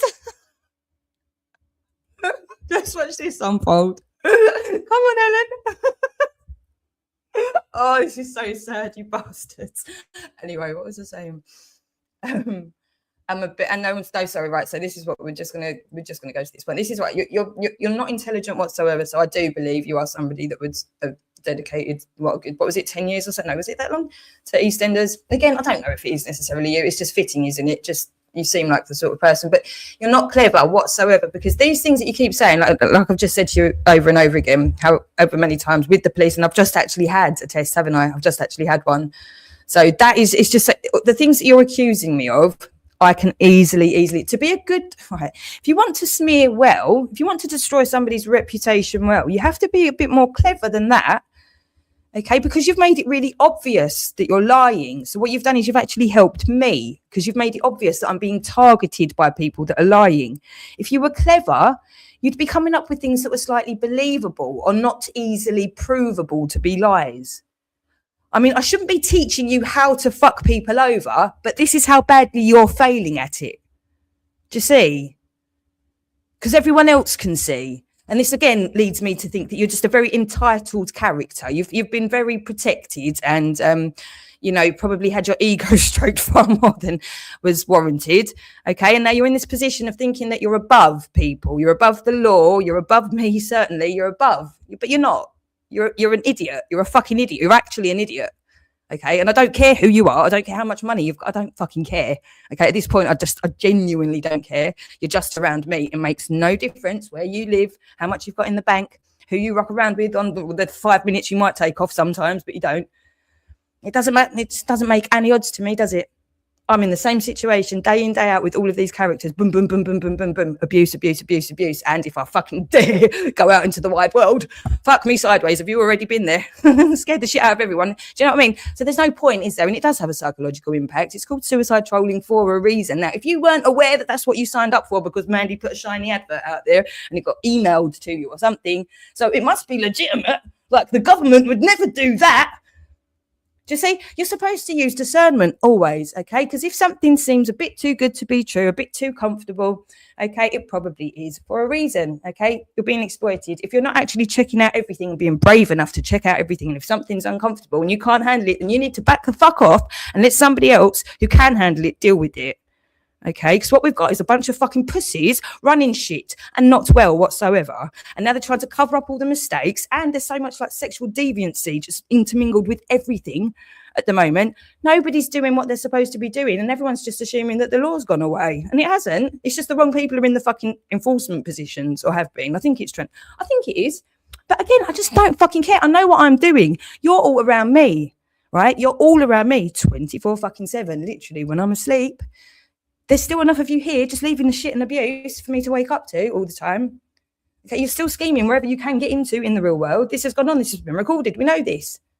Okay, so I'm not making anything up. And it's not like, oh, God, she's just being unreasonable, just noticing that her life's been destroyed by all of us. What a fucking drama queen. Oh, yeah, sure. What a fucking drama queen.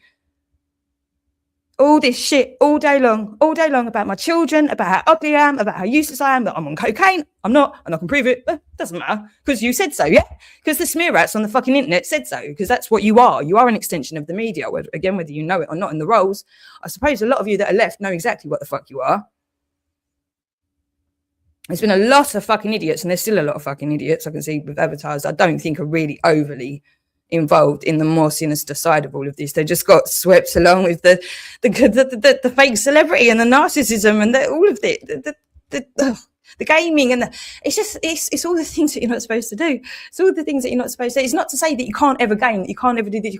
It's when your life's become that and you're like somebody like Empress that will just sit and play a game all day, just completely clocked out of reality or my reality, the realities that she's affecting by trying to affect my reality, and then the realities that mine affects beyond there. This is where you're supposed to be fucking thinking. Everything you touch has an impact. Everything you think, everything you say, especially. And then deleting people for fucking years, psychologically fucking torturing people for fucking years. People that had their fucking head screwed on and knew what they were fucking doing. So other people, can you not think for yourselves, you fucking idiots? You might have been being used. And fucking tell me that I'm obsessed with all of you fucking idiots. I shouldn't even know you exist, you morons. What have you decided? What is your fucking purpose? For how many years? Sit and play fucking games and then tell me I'm irrelevant. Fucking narcissists, you dangerous cunts. And it's too late for so many people, but for fuck's sake, this pathetic shit show's still going on 24/7 and still idiots like Rebecca and Michaela still going on. You fucking cunts, you're gonna pay.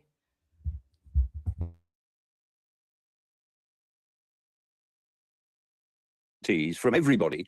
And what he wanted was regarded as somewhat excessive, because Ursula von der Leyen, the Commission President, she had, Commission Chair, she had said that they thought they'd done the deal with Bart de Wever. They thought they provided all the reassurance that he wanted, and it turned out that he wanted more, or she was overstating what they had. So that conversation will still go on, and I think there'll be a lot of anger against Belgium about this, to be honest, that the Belgians were requiring too much reassurance at a time when the whole European continent feels a sense of shared danger, and that the image that goes to Washington is that the EU, even when they do the right thing, still are not united enough. They can't even do a straightforward thing, and the image that goes to Moscow, of course, is that the European leaders can be lent on very hard, both by subversive methods as well as by the sort of public statements that Putin makes. So this is a good day for the EU, but it doesn't feel as good a day as it should because of the way in which they arrive at these decisions.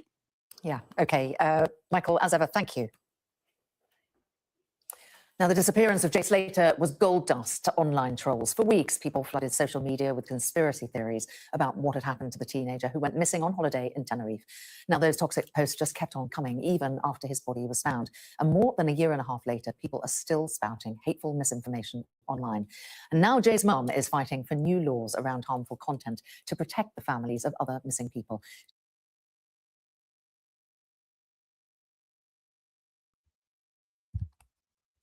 I am just literally about to head out now, but I'm going to totally fucking answer. You are such a delusional piece of shit. You have got a rep. I had no fucking idea who you were, you silly cunt. You jumped in at the last minute with me because everything else had whittled down, but you'd been around the entire fucking internet. Everyone knows who you are and for how many fucking years. I had no clue. You, like everyone else, was fucking irrelevant to me. You're trying too hard, you silly bitch. Like your sob story from the hospital bed. You're a fucking moron, Helen. It's been recorded. It's been recorded, you fucking idiot. I'm tagging people now to hold them to account for what they've done. Okay, after years and years of abuse, you stupid bitch. It's fucking obvious. It's all recorded. So you can try it, you desperate cunt. You're fucked. You know you're fucked. So carry on here with the paedophiles. That's what you're left with. That's what you made of your fucked up life. Whore of Satan. She's been speaking to our national correspondent, Tom Parmenter. I just think when will it end? When will it stop? Just been absolutely crucified and ripped to pieces. There's hundreds of millions of pieces of Jay Slater content. Even now, 18 months after his death in Tenerife, it's still brutally picked over. Debbie deserved to lose her son. How do you know it's Jay in that coffin that he needs digging up? Just scroll and still I don't think I'd be here if I sat every day and read everything that was being said. I really don't. The free-for-all has continued even after the coroner confirmed that Jay fell and died in a tragic accident. I've learned that there is a very, very dark side to social media. Really dark side that is affecting too many people. We just want to have some, legislation around content. It's about the platforms, having that responsibility to take down the misinformation, the harassment, bullying. It's tragic anyway, but having to deal with all that as well, it's just been horrendous. Yeah, sorry, I said I wasn't going to cry. Yeah, maybe there now, so you come on, Mum. Stay strong, go for it. Charities like Missing People support calls like these to protect families. It feels quite out of control. We know with the development of AI, there's going to be even more complicated kind of issues in terms of people kind of creating fake news about missing cases, potentially making fake content using missing people's faces or voices. And we know that would just be horrendous for families to have to see. So where do the moral boundaries lie? We've come to one of the biggest gatherings of content creators and true crime enthusiasts. It's very easy these days just to be a keyboard warrior and put something on and have no prior knowledge. They've helped solving some cases, haven't they? And they've helped to unpick things that maybe authorities haven't had the resources to do. Unfortunately, views means more money. And until that gets looked at, I don't think any regulation will come in. It's in the interest of social media networks to get more views, more hits. But the National Police Lead for Missing People cases has told us this constant stream of content does disrupt their work. It takes policing away from those inquiries that we need to be following, because it's fake, it's false information, it's hurtful, it's harmful to the families, but it's also then misdirecting police investigations. People have freedom of speech, but there is a line. And what I would say to those members of the public is please do not cross that line. Debbie wants her family to be the last to suffer this level of abuse online. I wouldn't wish it on anybody to have to go through what we've been through. I really wouldn't. Just it's torture. I just look at his picture and just it was the last thing I can do for you, jail. I'll try my bloody hardest. Now, in the United States, Democrats have shared more photos from Jeffrey Epstein's estate, of course, just hours before the US Justice Department's deadline to release all of the files that it has on the paedophile. Well, the latest release includes redacted images of passports and even quotes from the book Lolita, which have been scrawled across a woman's body. Our US correspondent James Matthews reports. Jeffrey Epstein, his crimes, victims and associates is a story told in documents left behind. There are thousands due to be published by Friday. This was a Thursday advance. The convicted sex trafficker is seen among 68 files released by Democrats. There are images of the company he kept, even if that doesn't imply wrongdoing on their part. Epstein seen here with Noam Chomsky, the academic. David Blaine, the magician, is left of frame here. Comedian Woody Allen is in the center of this picture, with Epstein on the right and on the left, Dick Cavett, the US TV personality. This is Steve Bannon, Donald Trump's former advisor with Epstein, though in this document drop, there's no mention of Donald Trump himself. This image shows a foot with prose from the book Lolita, a book about a man's infatuation and abuse of a 12-year-old girl. Epstein and Maxwell didn't just abuse her. It mirrors the criminal conduct of Epstein himself, as laid out by survivors and their supporters in Congress, who await the release of the files in full. Do you feel there will be a cover-up to any degree? See, that's what I don't understand. I would presume that everybody in this cabinet who's appointed, whether it's Kash Patel or Pam Bondi, they're not implicated in these files. There's no way. So why wouldn't they be completely forthcoming? Why would they be reluctant? Because any reluctance after the passage of this bill or obfuscation or delay, it runs the danger of being criminal in nature. The latest release of documents shows a text exchange in which a woman and money are discussed. There are passports from a number of countries. The F for female still visible, alongside the redactions to protect identities of victims of a sordid criminal enterprise. This is a map of Great St. James, Epstein's Island. And this is a letter from behind bars, apparently from Epstein to the love of my life. We've had a drip feed of the files. Friday is deadline day for full publication. How much we learn will depend on how much we see. That will only become clear when they're made public. For all the talk about their impact, that will be dictated by the detail.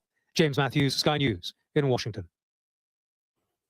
You're watching Sky News today. An interstellar comet is passing by Earth tonight. We'll tell you more about it after the break.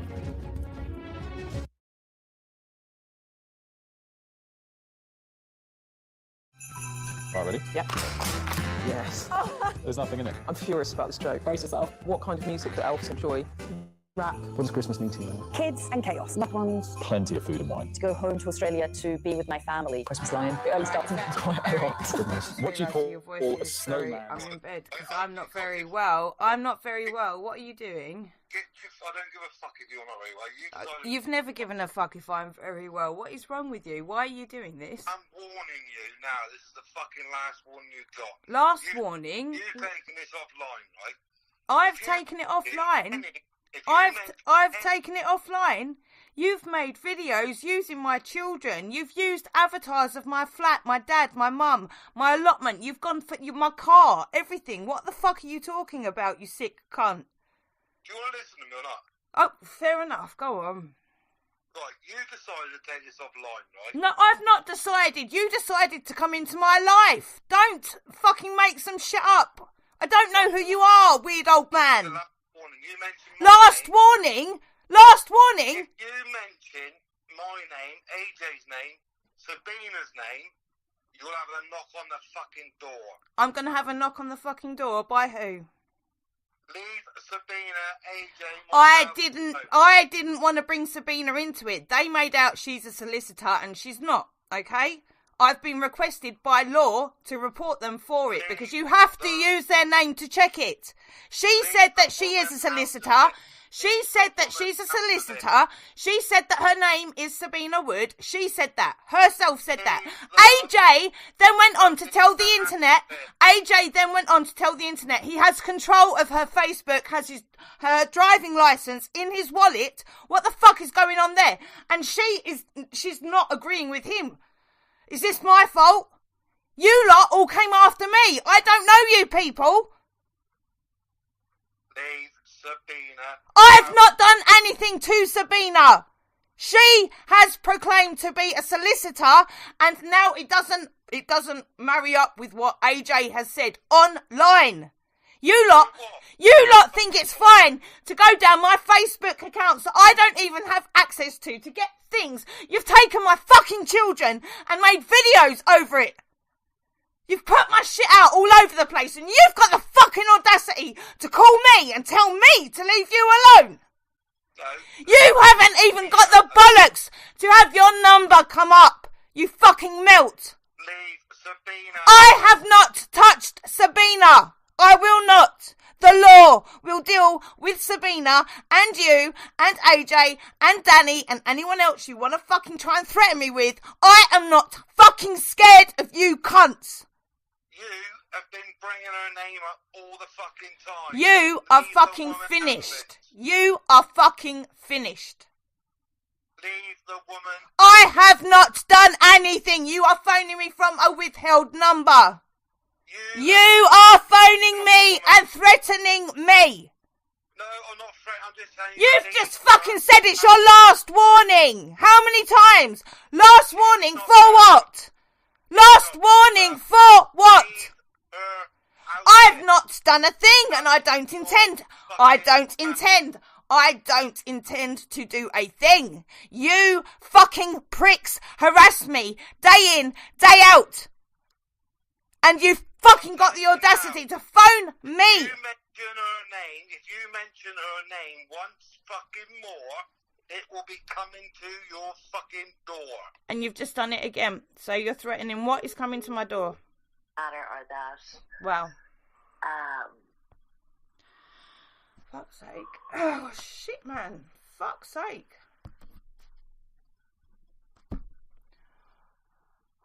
Christ.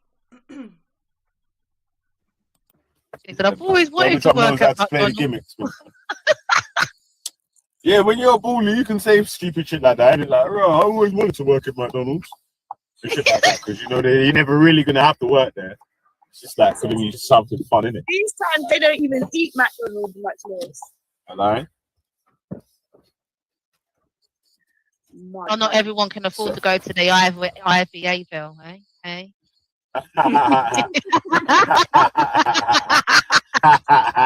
Fuck the Ivy.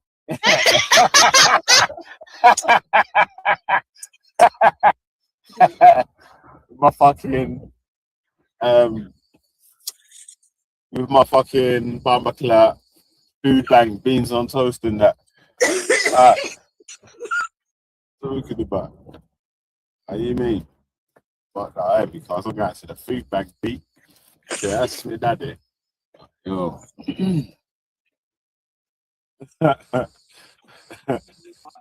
Yo, I don't know what happened to Kaylee because she just tracing me.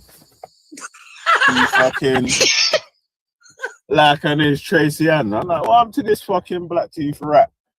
What's wrong with you, cuz man? You're not even a brother and you're like, yeah. Yeah, she's something else, man. Nutty beans. Some nutty bird. You know what I mean? Fucking nutty bird.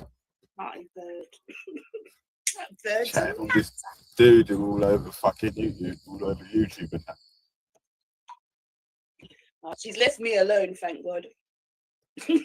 Now. So now. No, I'm staying away.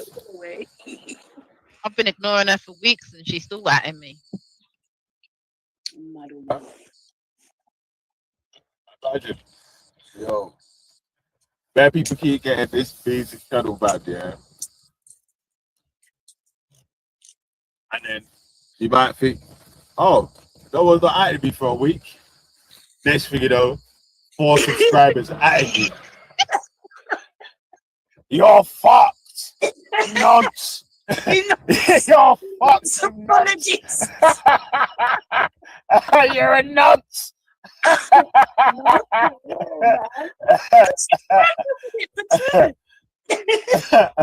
Everything's cool. One person says something to her in the chat. I happen to type afterwards, alarm implicated. I didn't even say shit. You're a nuts too. He's like, God damn, what the fuck? I didn't even see him there with a picnic. What are you talking about? Mad.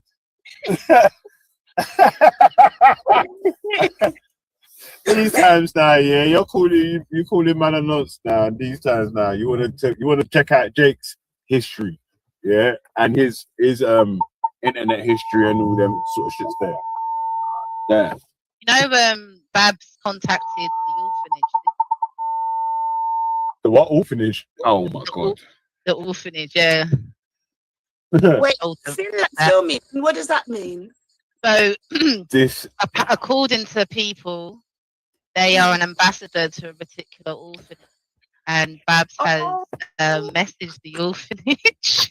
Babs, you busy body, but I love it.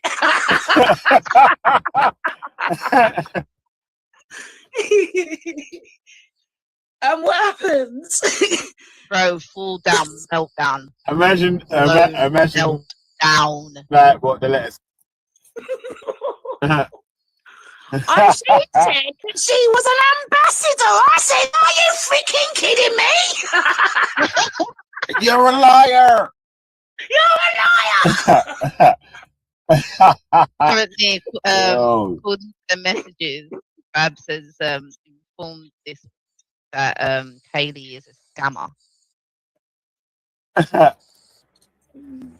Kaylee tried to chop money from Ugandan how she scammed that money in it. But chop the money. I don't care. Kaylee tried to chop the money. She don't care. Mad. Hey, listen, yeah. If you take a look in Jake's fucking Google history, cuz, oh my god, he's definitely going to jail. Kentucky take Jake. She's gonna trace me for about 10 months now. You're gonna wake up on news. Wait till I tell your wife. You'll be oh shit! Speak of the devil. What's it saying? You really are fit. Fucking hell. and she's on the back. At least we know she watches consistently. Hey, Kaylee, you black teeth crackhead. Hey, Kaylee, you little black teeth crackhead. What are you doing here, man? What are you doing right here? Your black teeth. Run to the dentist, my youths. Yo, bicarb. You need the bicarb on the toothbrush. Oh, God. Hey, toothbrush get talked, it does fast. Yeah, right. This is so pathetic. This is so pathetic. How do you think this is? Toothbrush get talked, it does fast. Everybody have your ass when we get the clouds. You think you're big and clever, do you know? You are really thick, Leon. Really, really thick. Okay, yeah. I cannot understand. Hey, Kaylee, when you walk into Gaza and have you around to Gaza, the way you speak about a woman that you have platformed fucking paedophile for a year on your fucking platform. Hey, Kaylee, shut up, man. Everything that you've lost. Hey, Kaylee, shut up. Hey, Kaylee, shut up. How are you talking about coming around there like you're important, man? Shut your mouth, man. And go around to the dentist. How you mean? Hey, Kaylee, listen. Toothbrush get out, it does fast. Everybody have the ass when we get me clocks. Shut up, man. You dickhead. Come around there and spaz out. You little freak. What you doing? You keep chasing me, you dickhead. Shut up, man. You know me? Yeah? You know me? You dickhead. Shut up, man. Yo. You know Listerine? Eh? Where the Listerine there? I don't know. Right, start talking. Start talking. Shut up, man.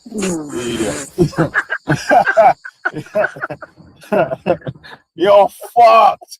Oh yeah, what about that one? Are you gonna do that one as well? That's your dumpling as well. You're fucked. You're fucked. Oh shit, and then walk to Gaza. Oh, what? I can't wait till you start walking to Gaza, cuz, man. Lord of mercy, I hope you ain't got no Wi-Fi. Man, none at all, yo. No Wi-Fi at all. Man. This is Katie's trace people. Hey, Katie, I tell you what, yeah. Oh, my name again, and I'll just shut you. And I won't speak about you, because you're actually annoying, innit? I don't know why you just at me every day in your stupid videos. I don't give a fuck. You can't stop to write. You're a fucking idiot. You don't sit in public. Stop atting me, you weirdo. Why am I You don't know me. Thick cunt? Why am I don't know atting you, you. You you don't thick know me. fucking paedophile protecting cunt? You're atting me, you Fuck weirdo. yourself. Your wife's gonna get a fucking earful. Stupid cunt having kids with you. Right, she's gonna listen to you. No one listens to you, Kaylee. Hey, Kelly, are you all right? My wife will punch you in your teeth. The last 3 teeth you got left. I'm punching them out of your head. Why instantly? What do you mean? How you mean? She'll punch you in your ass teeth. How about? And tell you what, how you feel like. How you mean? You think your skin too tough to bleed.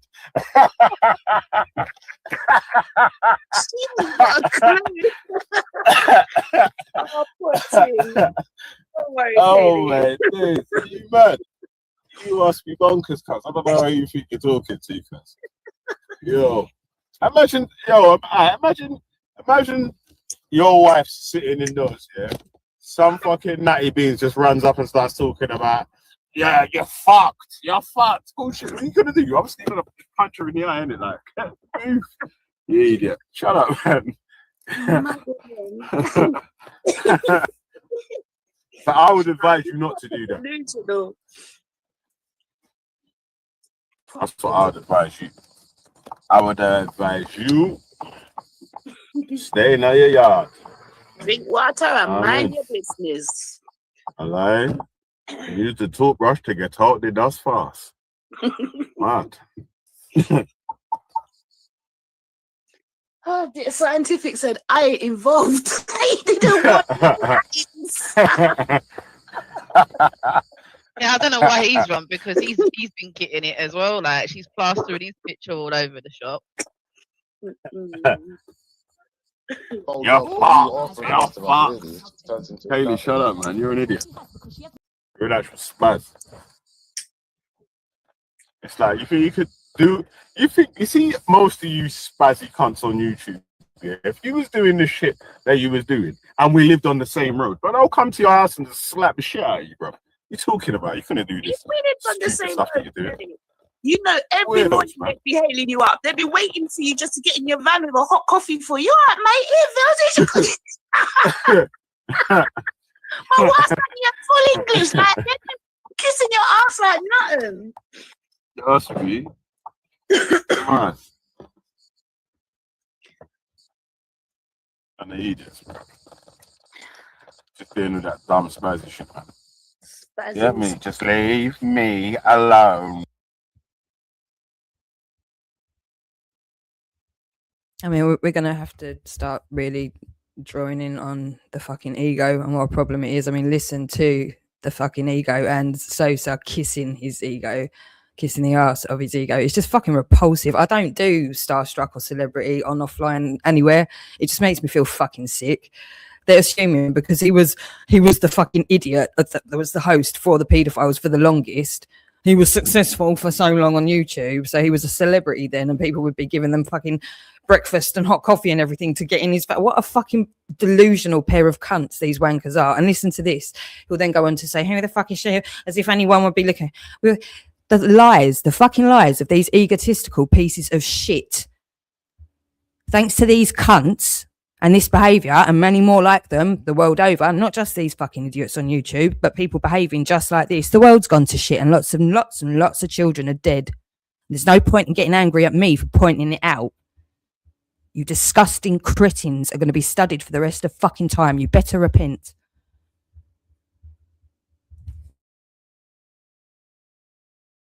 Nah. Yeah, me. What? Imagine, yo. But listen though, yeah. Kelly's been tracing me for about 6 months before I even called out her name and told her to shut her mouth, innit? Have you been tracing me for long, cuz, man? You fucking weirdo. You spazzy cunts. Just don't act like anyone was looking for you. Who the fuck wants to find you? Who are you? Are you mad? Who the fuck are you? Who is she? Who are you? Who are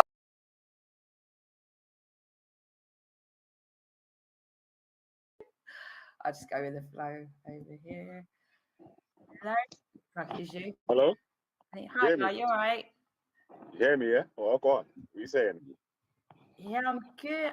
Yeah, I think this is the first time we've spoken direct, definitely to each other one-on-one, I think, isn't it? Yeah. I just wanted to catch up on what's the beef and all that, guys.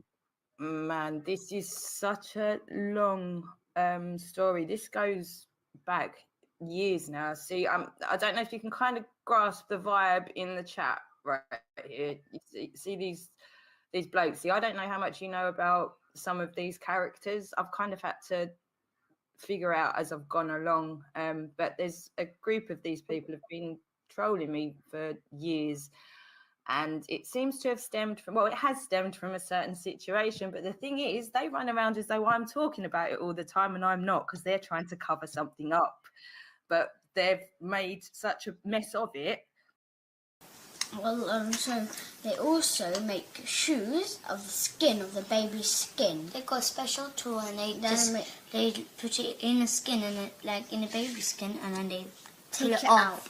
And then they stick it, because the blood is kind of sticky, and stick it on the shoe, wants to find the sole, you. and flip-flop. Who are you? Are you mad? Who the fuck Who is she? Who is she? Who are you?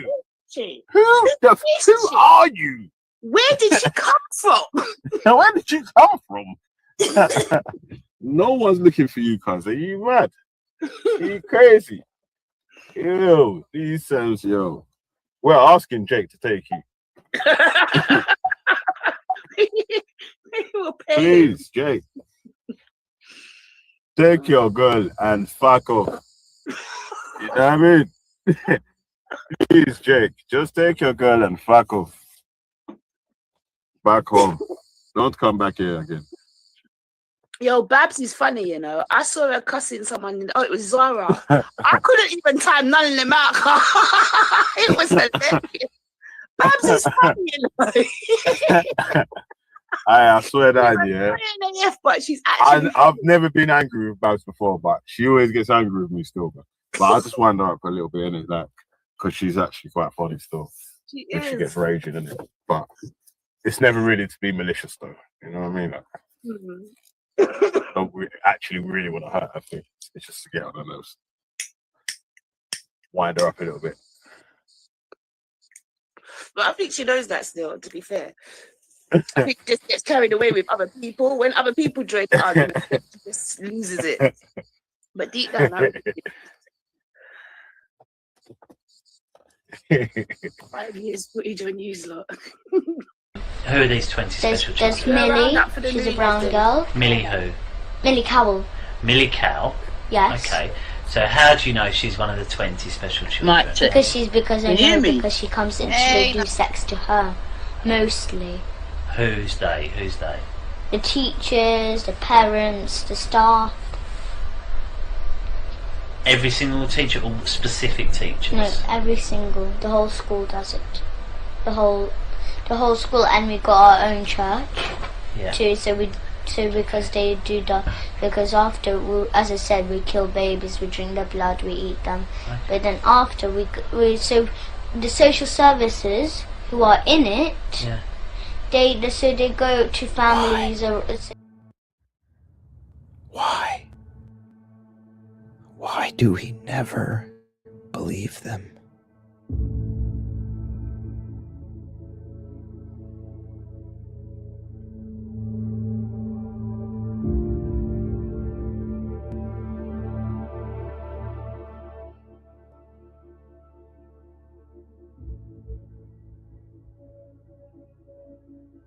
These people know. These people know. Who knows? The governments know. This has been well planned. This is Agenda 2030. This is the Great Reset. Somebody mentioned to go onto Google and go into the news section and then type in died suddenly. And lo and behold, here's a whole listing of people, of articles of people within that last week who died suddenly. Older people, but a lot of younger people around the world. And then you find out they were vaccinated. And so it's like, okay, so it's the vaccine might be causing this. Most people don't want to know what's in the vaccines. But yet when we open it almost 2 years into this, we find that it still says intentionally playing. In fact, nobody wants to know what's in the vaccines because, look, if people understood what was in the vaccine, they'd go apeshit. It's just there's something different about the blood. Something's causing this and something needs to be said. Somebody needs to look into it. I talked to other embalmers that have 30, 40, even 50 years of experience. Have you guys ever seen this stuff before? And the answer was always, I've never seen anything like it. Why is Bill Gates involved in public health? And why does public health spend the first part telling you how the world is overpopulating? And at first glance, this is a bit scary. U.S. life insurance companies have reported an overwhelming and unexplainable increase in all-cause deaths among 18 to 49-year-olds. That's a 12 sigma event, 1 in 800 years, 12 standard deviations above the mean. No one's even calculated that. It's apocalyptic. I thought he was protected with that visor. There's a huge part of me that feels a responsibility for everything that's happened. I'm so sorry. The doctor, after a while, came out and said, your son's dead, you can go home now. Who knows? Young people are dying these days.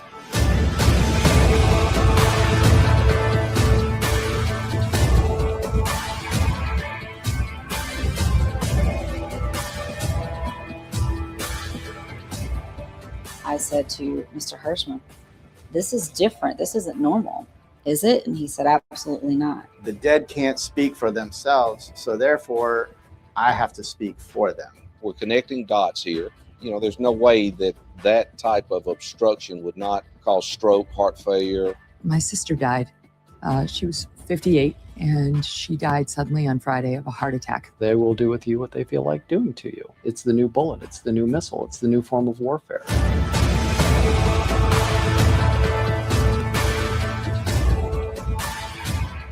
I wanted people to understand that we're in a 5th generation warfare for the heart and the mind.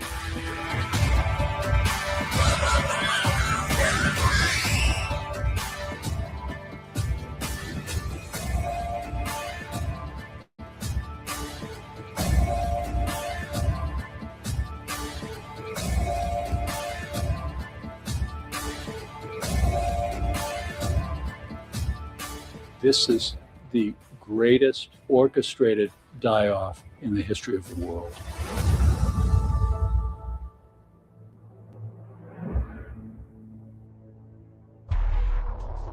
There's most definitely evil in this world, and evil like we could not possibly imagine.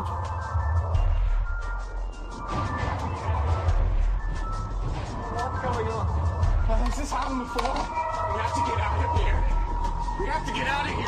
Take it easy. You take it easy. Quiet.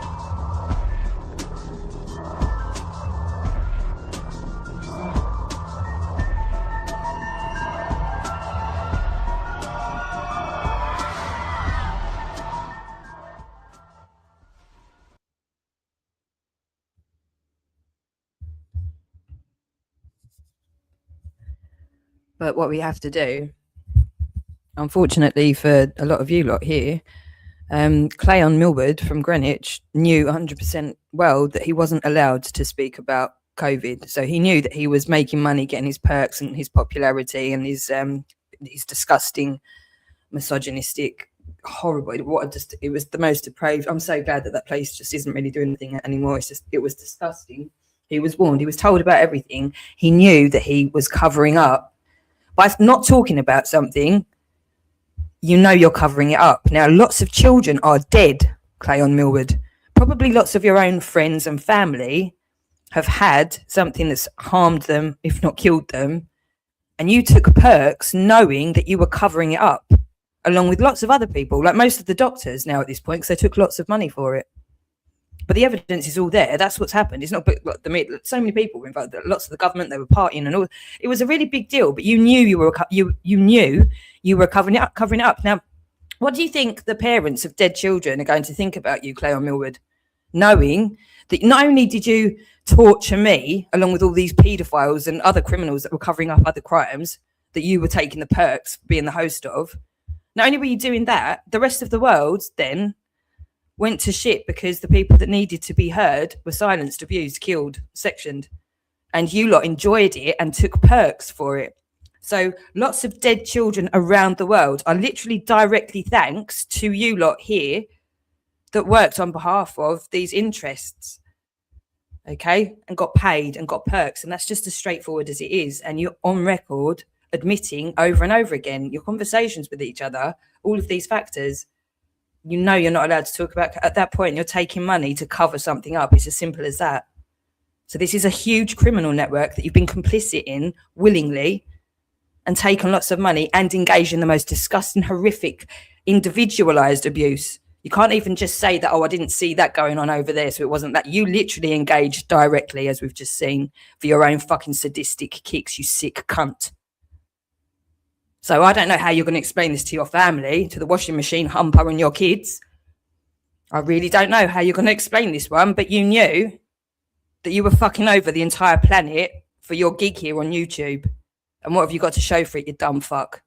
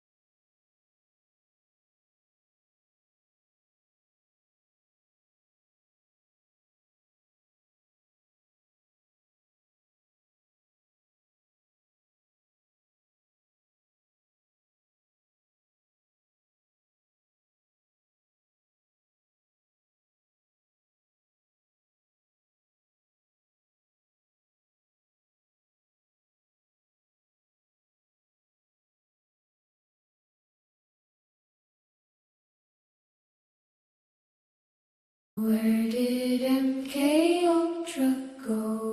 Where did MK Ultra go? Where did MK Ultra go? And all the psychopaths lurking on the World Wide Web, lurking on the World Wide Web, lurking on the World Wide Web and trolling folk en masse. Where did MK Ultra go? Where did MK Ultra go? Where did MK Ultra go? And all the psychopaths lurking on the World Wide Web, lurking on the World Wide Web, lurking on the World Wide Web and trolling folk en masse.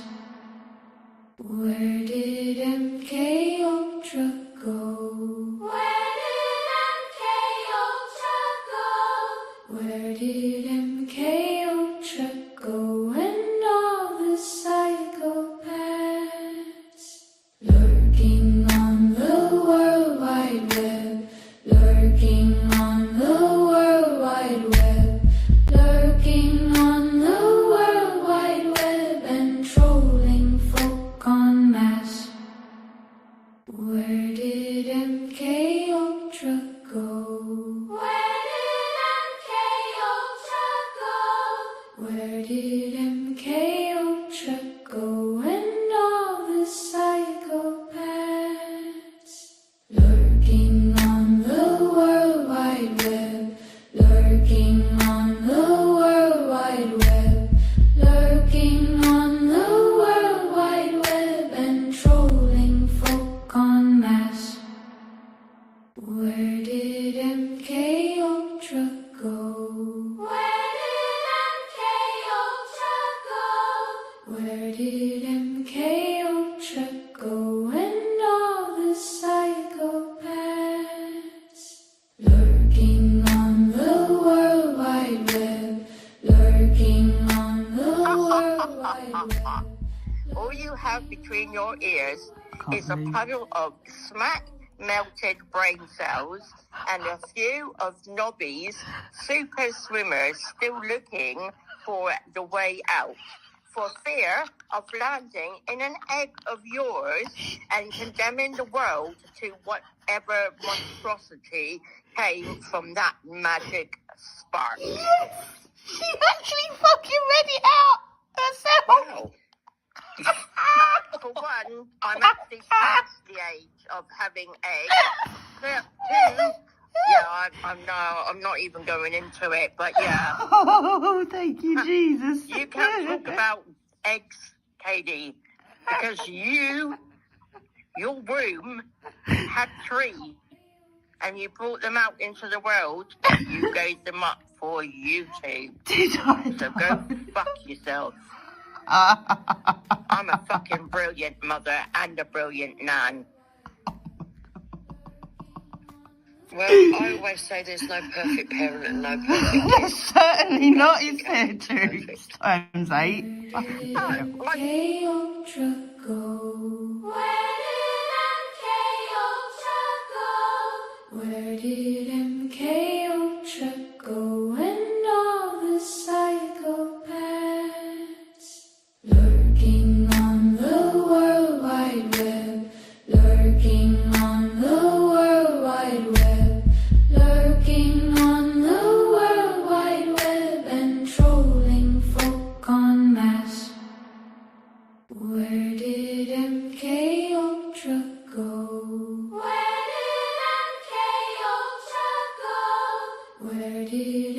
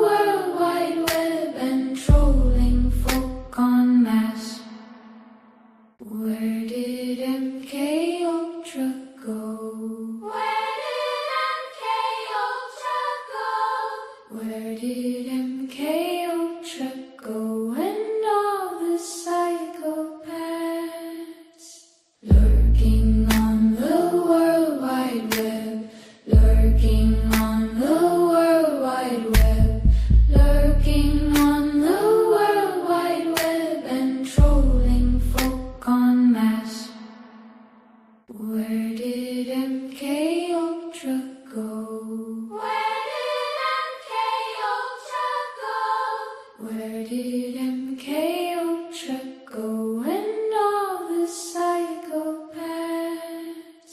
Lurking on the World Wide Web, lurking on the World Wide Web, lurking on the World Wide Web and trolling folk en masse.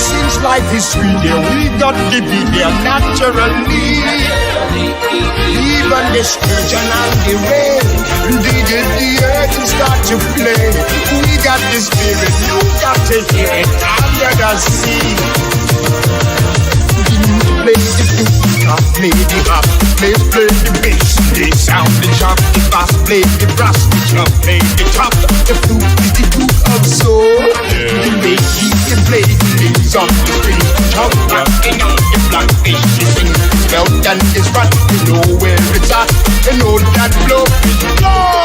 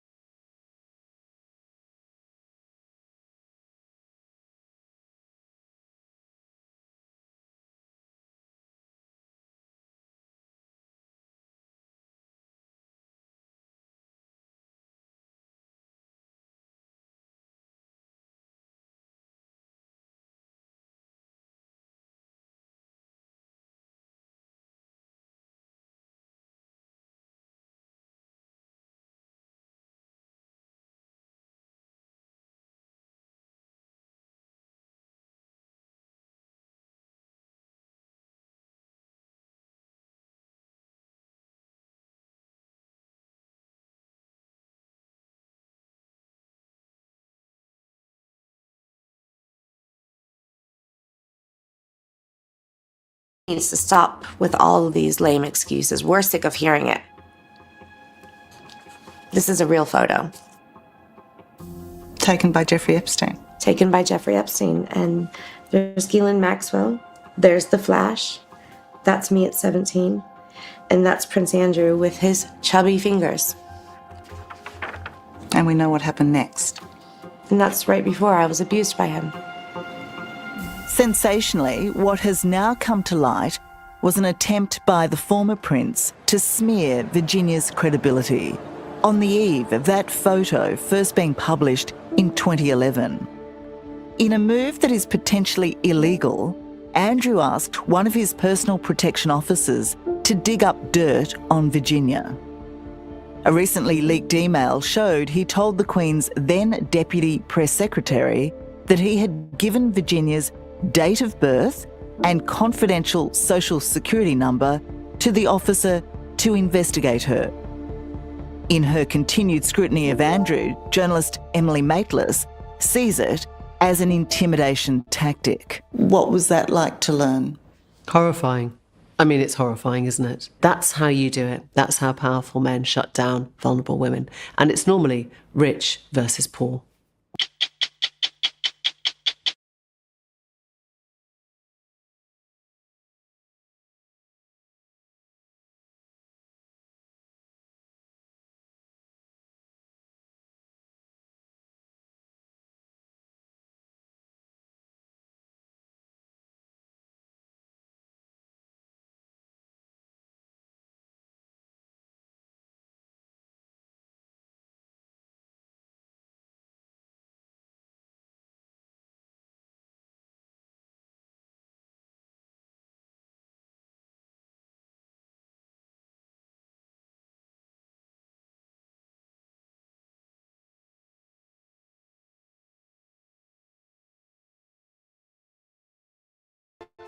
But when your dad was sick, if I'm right in saying, Kaylee, was it around Christmas time last year?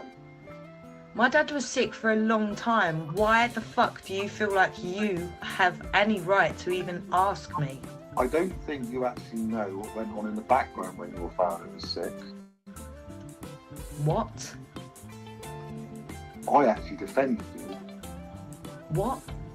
Yes. If someone used my dead family as an avatar or a comment or a profile on YouTube, I'd have multiple screenshots of it. But she hasn't got nothing because I've never done it, Simon. She hasn't got nothing because I've never done it, Simon. That's all I'm saying. All right. How do we share into here? Share screen. Right. Okay. Give me a couple of minutes.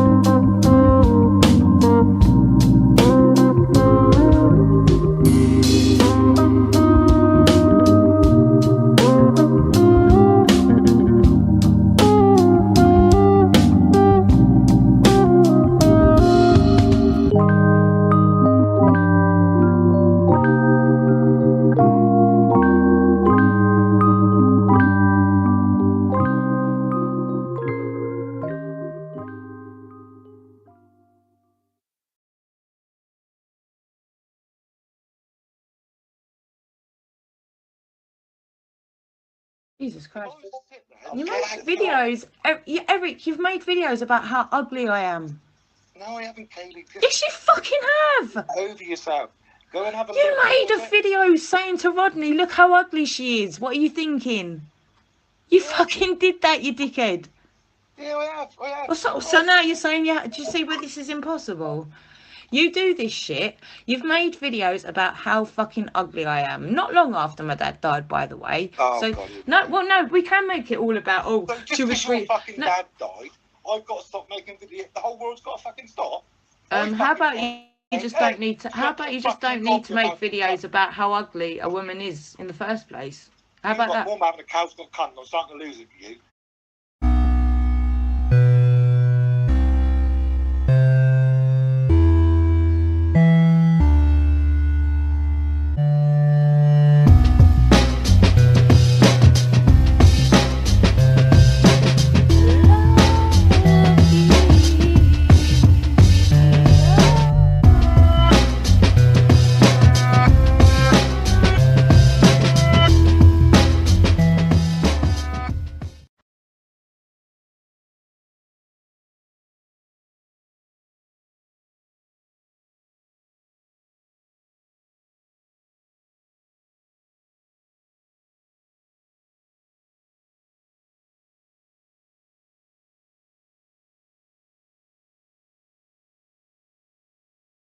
bode well for you or for the rest of us, really. It just turns into a shouting match. All she has, because she has not looked into who I am or what's gone on with. I don't need to look into. Well, look. Yesterday, where was it? It was yesterday. She turned around and said to me, "I need to research my enemy." Yeah. So I researched my enemy, and the first thing that came up was her dead dad. Hello, you alright? Hello, my lovely Kaylee. What do you want me to Good morning, good sir. How you doing? I'm doing all right now. Now that I've heard your lovely voice. Excellent. It's been a while, isn't it? It has been a while. Where you been? What you been up to? I've been busy, mate. I've been really busy busy? doing loads of stuff. Yeah, mushrooms. Yeah? Actually. Yeah. Oh, you're doing your mushrooms and that, yeah? Yeah, I'm actually really excited. I've been awake all night. I know that sounds really sad, but I checked them. Right, I'd done a load of broth first. And it was really late. And I thought I've kind of neglected the nettles because I've done a lot of planting seedlings. Kaylee, how does your garden grow? You understand? I've got plants everywhere, and my mushrooms it's all working. I'm growing mushrooms out of books and everything. Oh, bloody hell. All right, I'm off. Okay. Shut up, you ugly bitch. Yeah, all right, fuck off. I'm off. What's going on? Why are you running away Hold on. from? What? You two beefing? I don't like her. She's a racist little nonce. Am I? I don't talk to you. Got exposed. Hold on. What did you say yesterday? Calm down. I've missed what's been going on, so I don't really. Well, basically, she's admitted to being part of a group that could land her and the people on it. On the sex we're going to keep doing this again. You said it yourself. You're part of a group. I put the whole video out, you fucking moron. So why are you landing sex offenders? You're doing something with children. I'm not doing this. I'm real. I'm going. Explain to me one more time. Would you explain to me one more time? What I'll do is I'll send you the voicemail he sent me the other morning at about 10 o'clock in the morning. I don't phone this guy. He's blocked on WhatsApp. He's blocked. I don't care if I send you a voicemail. Yeah, I called you a dirty slut. You're going to get done. You're going to get done. Why are you two following each other? I'll just send you the voicemail. Okay, this is why I don't do the panels. I'm going to get a cracker to kick your face. So you're going to get the shit kicked out of you. I'll pay a cracker to stab you up, bitch. You ugly little tart. No, you can't say that, Omar. No, you can't say that. You can't say that. You can't say that. You can't say that. Certain people need to moderate themselves, man. For real. Jump back on, Kaylee. I was enjoying that conversation. Omar, man, you need to calm it down, man. You want to come on, that's cool, but we're not that hype channel that we used to be. You know what I mean? So you have to just settle it down a little piece, you know what I mean? Rein it in a little bit. Rein it in, you know? Give Uno a second. Yeah, like, fuck. None of us have ever done anything to the levels of what Esau have done. Yet you're obsessed with us. Esau, on the other hand, you're terrified of, aren't you? You are terrified of Esau. On that note, big up in the super chat. Another 1999 from Arafina. She put, "We are family. Hey, hey, hey, hey, hey, hey. Hogshead trolls." Oh, wait, let me think that through. We are family. Hey, hey, hey, hey. We've got all the Hogshead trolls with me. No, that doesn't fit. We are family. Hey, hey, hey, hey. I've got Hogshead trolls all with me. No, one more time. We are family. Hey, hey, hey, yeah. I've got all Hogshead. No, I've got Hogshead trolls. I've got all Hogshead trolls with me. I've got all Hogshead trolls with me. That works. We are family. Hey, hey, Watch hey, this. yeah. I bet she's I've got live. Wait, all I think she's Hogshead live. trolls with me. If she's Hey, live, hey, fucking hey, insane. yeah. Fucking family. Big up. Okay, dry mouth. If she's live. I'm not even bullshitting. The cunt's live. Where the damn cunt is live? Oh, she's live on Facebook, isn't she? That's what it is. He's trying to ruin people's life through that.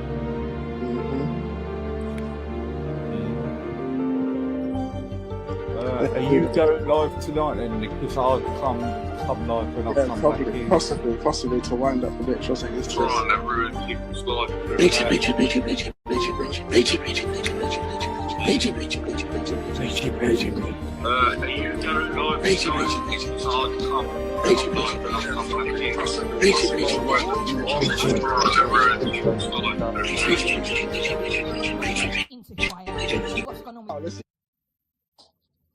I don't need to look into. Well, look.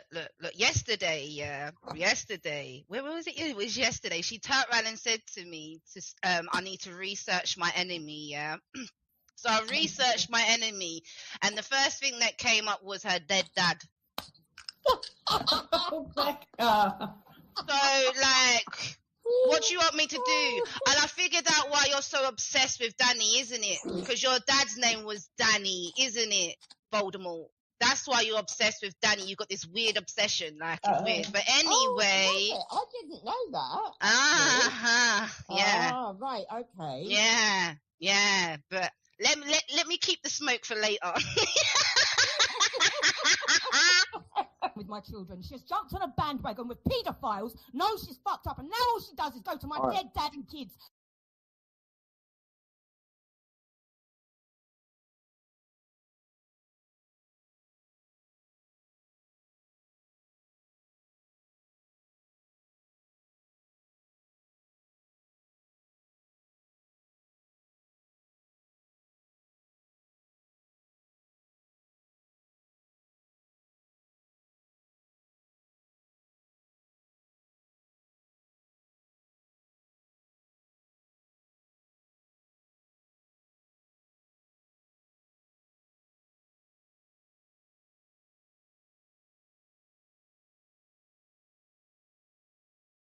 That you got files. Because What I info didn't do send, you have as on far as me? I know, anything to Moon or Katie. Nothing. Why would